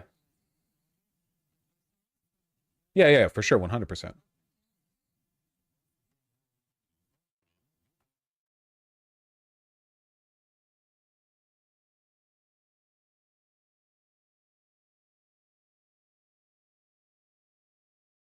What we saw in New Jersey, that's what the CDC report of yesterday indicates, and that's what, in my opinion, future reports from epidemiologists will show. Oh yeah, one of my favorite little bits of like, it's crazy how affected our brains are by the environment bits is, isn't it true that people in different cultures hear different kinds of voices when they have like affective schizophrenia?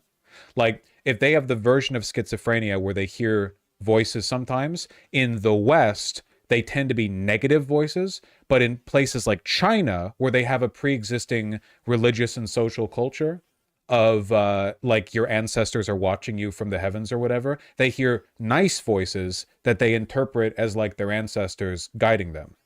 You know what I mean? That's kind of crazy, right? Because over in the West, Christianity, the devil's trying to get you. Demons talk to people, but angels kind of don't, right? Like, you don't hear, like, people, Christians will say day to day, like, you know, don't let the devil into your mind or whatever. Devil's whispering to you whenever you pop a boner, you know, fucking seeing a girl's cleavage or whatever. That's the devil, you know. Angels are mostly chilling up there. So if you hear a voice, that shit's got to be evil. Over there in China, a guy pops a boner, looks at a girl's cleavage, and in his voice, he hears his great-grandpa saying, like, yeah, she's fine. She's got healthy childbearing hips. You should go for it. Sounds nice.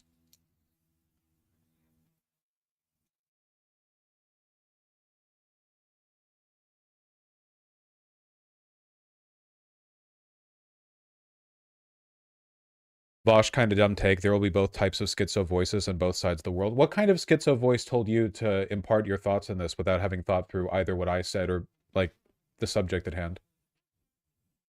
Maybe you've got, like, the third kind. Have you considered that, like, the different tendencies in different places don't matter because some people have different versions of the tendency everywhere? Thanks. You're right. I've unlearned statistics in my head. Fuck you.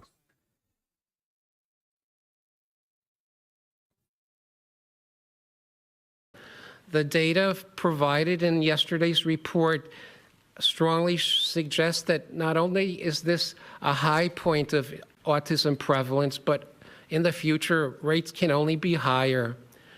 Autism deserves to be treated as a real public health phenomenon, and I would say is an urgent public health crisis. It's not just that we're... Why would someone affected by the people around them choose to be part of a minority? What, you mean like for their sexuality? I didn't say choose. I said you're affected by your environment. Like, no one chooses their kinks, right? Like, so if you're into getting your shit stomped by high heels or whatever, like, you probably don't choose that. It just happens. I don't know. It's not choice. It's environmental influence, right? Why do I talk like this? Why do I dress myself this way? Why do I groom my beard and my hair in the way that I do? You know, I didn't really like choose one day to wake up and be like, I think that I'm going to, you know, value this kind of presentational style, and I'm going to talk this way, and all the things in my life that I can choose, I will choose to optimize other life outcomes. In reality, you're kind of like a complicated blend of values and virtues and vices, you know, whatever you try to maximize for, you try to, and, you know, a lot of stuff you can't really do much about. You just sort of work around it, right? Complicated.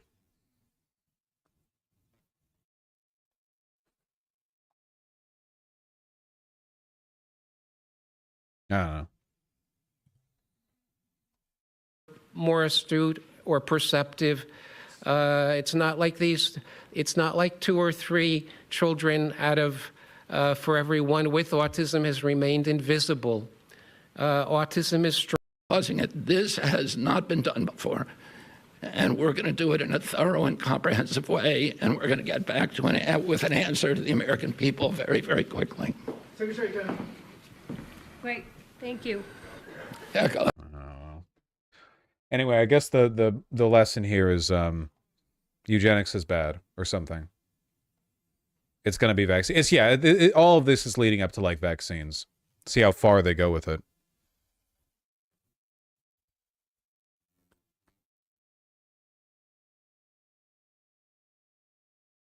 Jesus, man.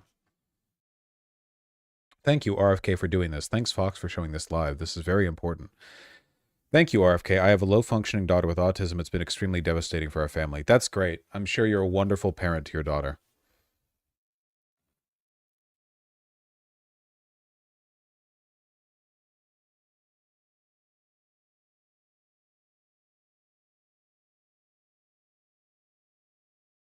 I have an autistic son, and before he got some shots, he was fully functioning. It took a lot of work to get him where he is now, please. You get your shots at like fucking 18 months old.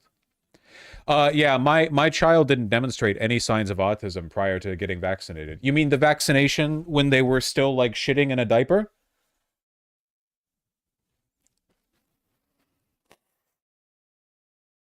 You didn't recognize any signs of autism before the average child is able to speak? Isn't it 6 months? I don't know when the HMR vaccines they bitch about the most get scheduled for.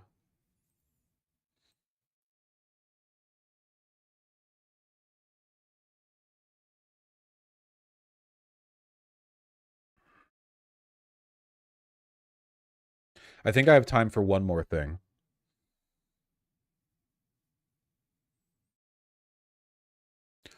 Honest question, how much of the rise in autism do you think can be attributed to the expansion of the criteria for having autism? I don't really think it's so much the expansion of the criteria as increased recognition and awareness, even from like practitioners, but also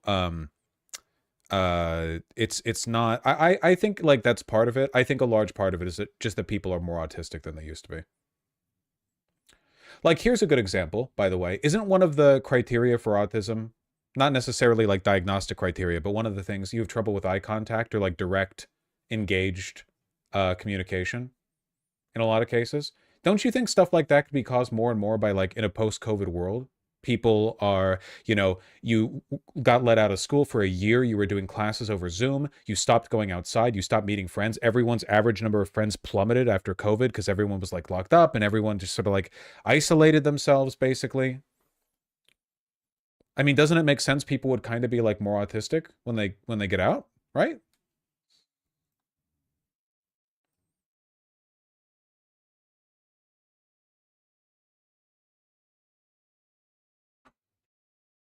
I'm sorry, but although this is similar, I think there's two different things. I don't see what you mean. It's like I'm just talking about like general diagnostic criteria. What's up? Hey, Steve, can you open my fucking locked bathroom door? Sure. Just 1 second. I don't know how this is so difficult. Push that.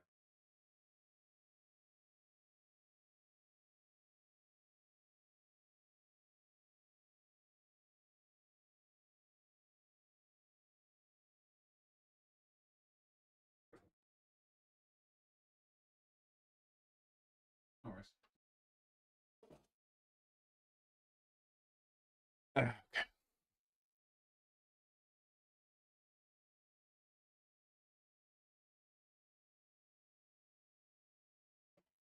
It's not actually about trouble with eye contact, just socially unusual eye contact, which includes never breaking it. Yeah, but like that can be socially determined. Like you can raise a person to be worse or better at eye contact. You can meet diagnostic criteria through environmental conditioning, right? That's my only point. I'm not saying that it's all a choice.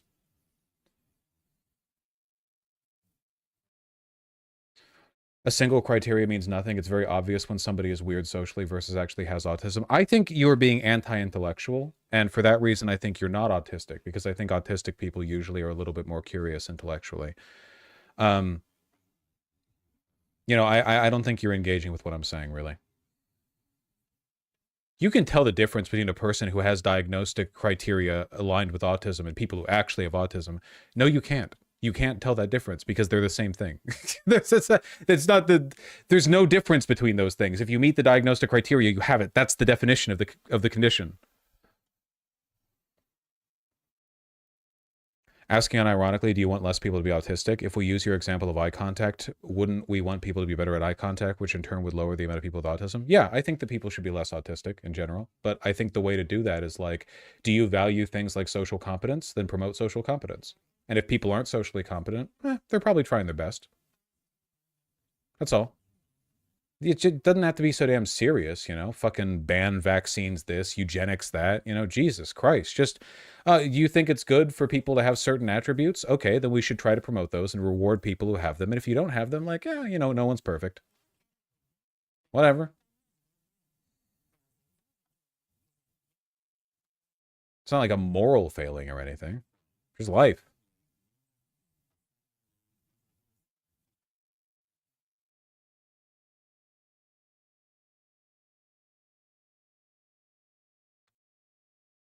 Isn't what is a good level of eye contact also socially determined? Yep.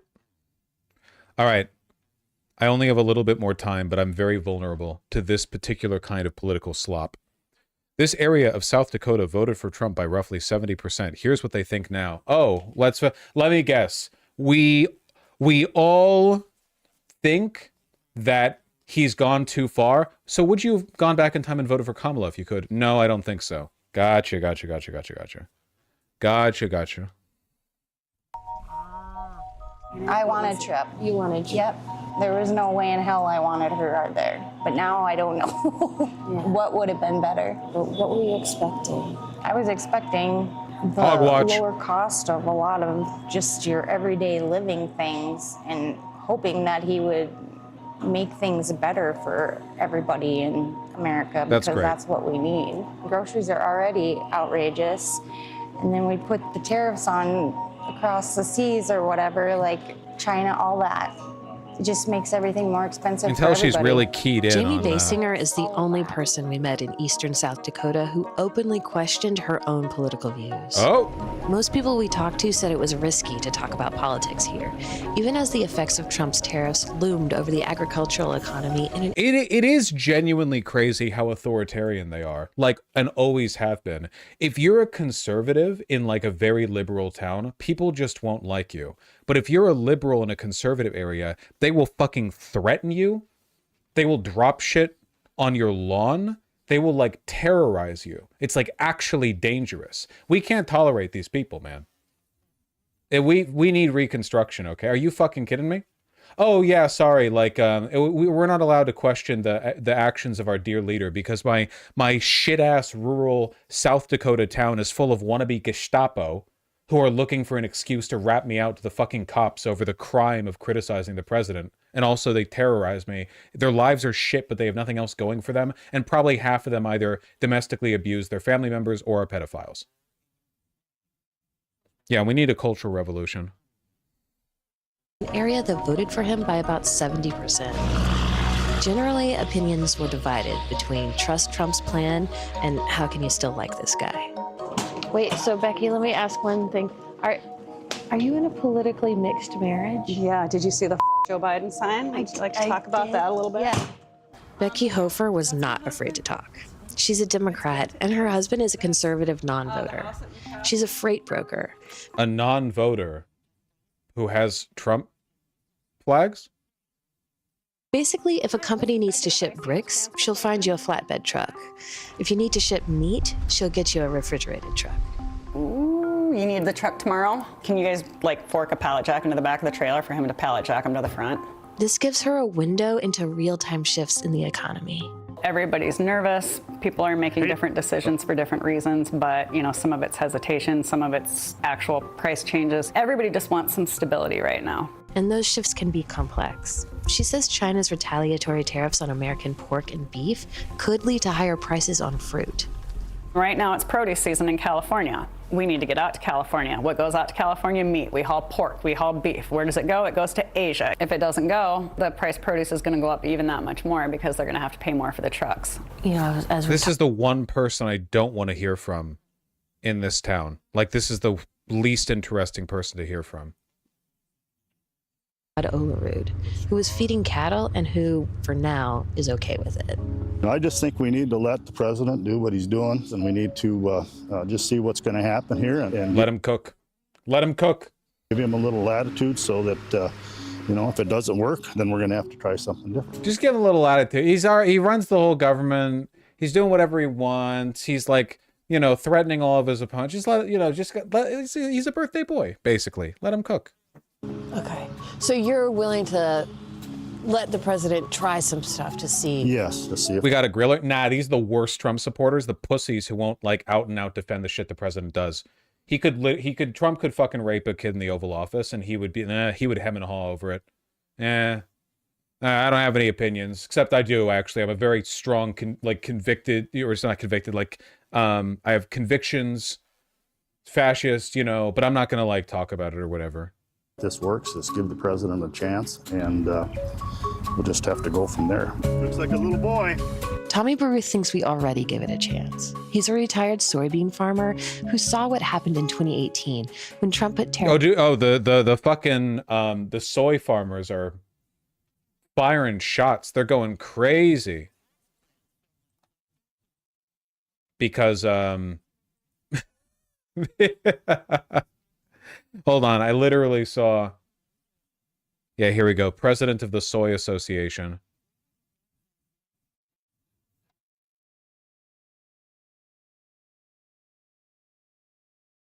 Actual title. Being fucked up by the tariffs. I'm trying to find the video clip. I only see the picture. You know what? I don't even care about the video. Just give me the picture. There you go. There you go. You like that, you fucking hogs? There you go.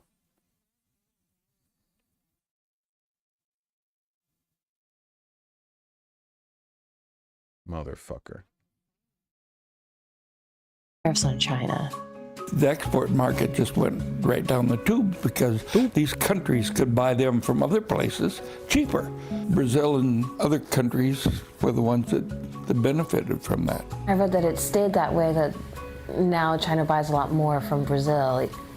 Exactly. And a lot of times those markets don't come back. Doug Bjerke runs a lawn mowing business. He says Trump's plan will work out in the long term, even if some crop prices fall.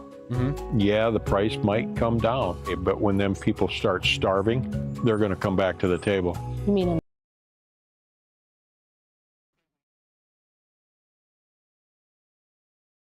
What? You know this guy is like sexually fantasizing about a billion Chinamen starving to death and then Xi Jinping falling down on his hands and knees to beg Trump to let them buy their shit. Isn't them people the Chinese market? Yeah, he delusionally believes that there's no way to meet these needs outside of like American production. It's hate. It's just hate. Yeah, he said that shit so casually, man. in the other countries? Yeah, we're a gracious nation.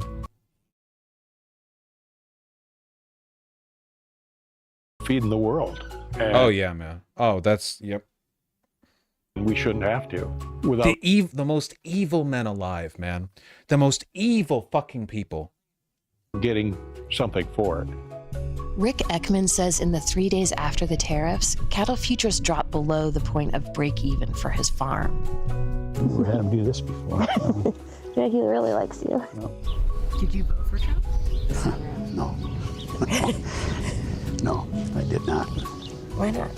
You want me to be truthful? I think to get to where he's at today, he's stepped on people, and he's got no morals, I don't think. I don't well, like that's him. nice. I don't like him. Why do you think so many of your neighbors do support him? I don't know. I guess I don't see anything good about him. Does it affect the way you think about America? It scares me.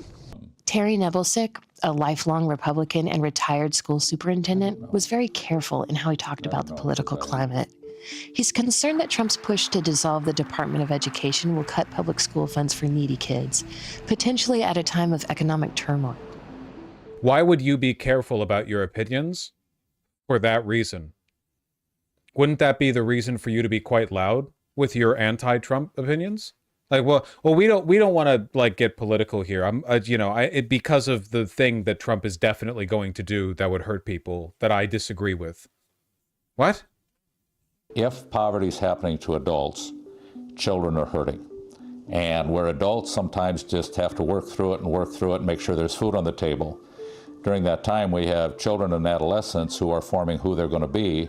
And I do think that the public school is a collecting point for people to be able to reach those kids and make sure that they're fed and have medical attention and have their basic needs met.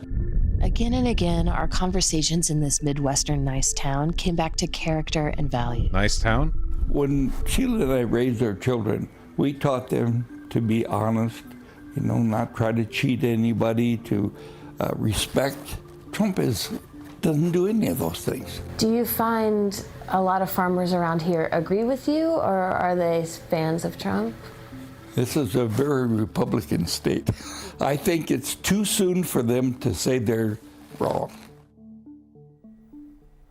Ellie, I love it. I don't know, man. I don't know.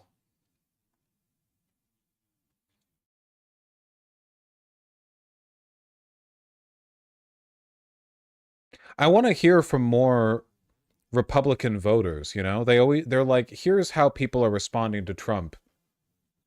And then they show people who never liked Trump. I don't know.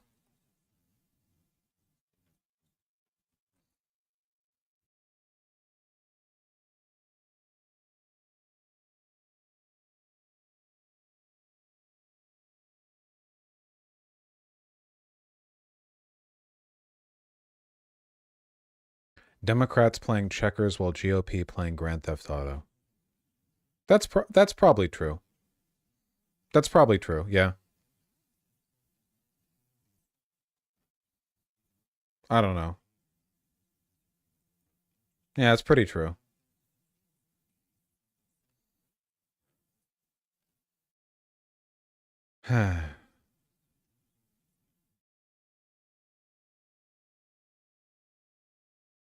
I hate CNN more than any racist hicks in America. Neither should be allowed to vote.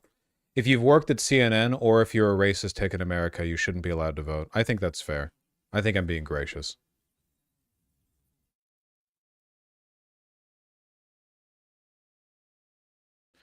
Did you see this crazy story about Elon and his legion of kids? No, I'm sorry. It's been like a dozen stories a day. I'm not caught up in that one. I'm sorry.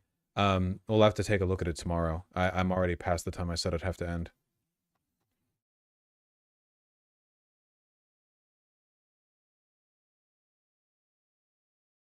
You'll laugh at it, but okay. Yeah, there's just time constraints. I have the hardest job in the world, don't you know? I gotta go. I love you all very much. Take care. I'll be here tomorrow. Ideally, I'm not going to be starting at fucking 1 like I did today.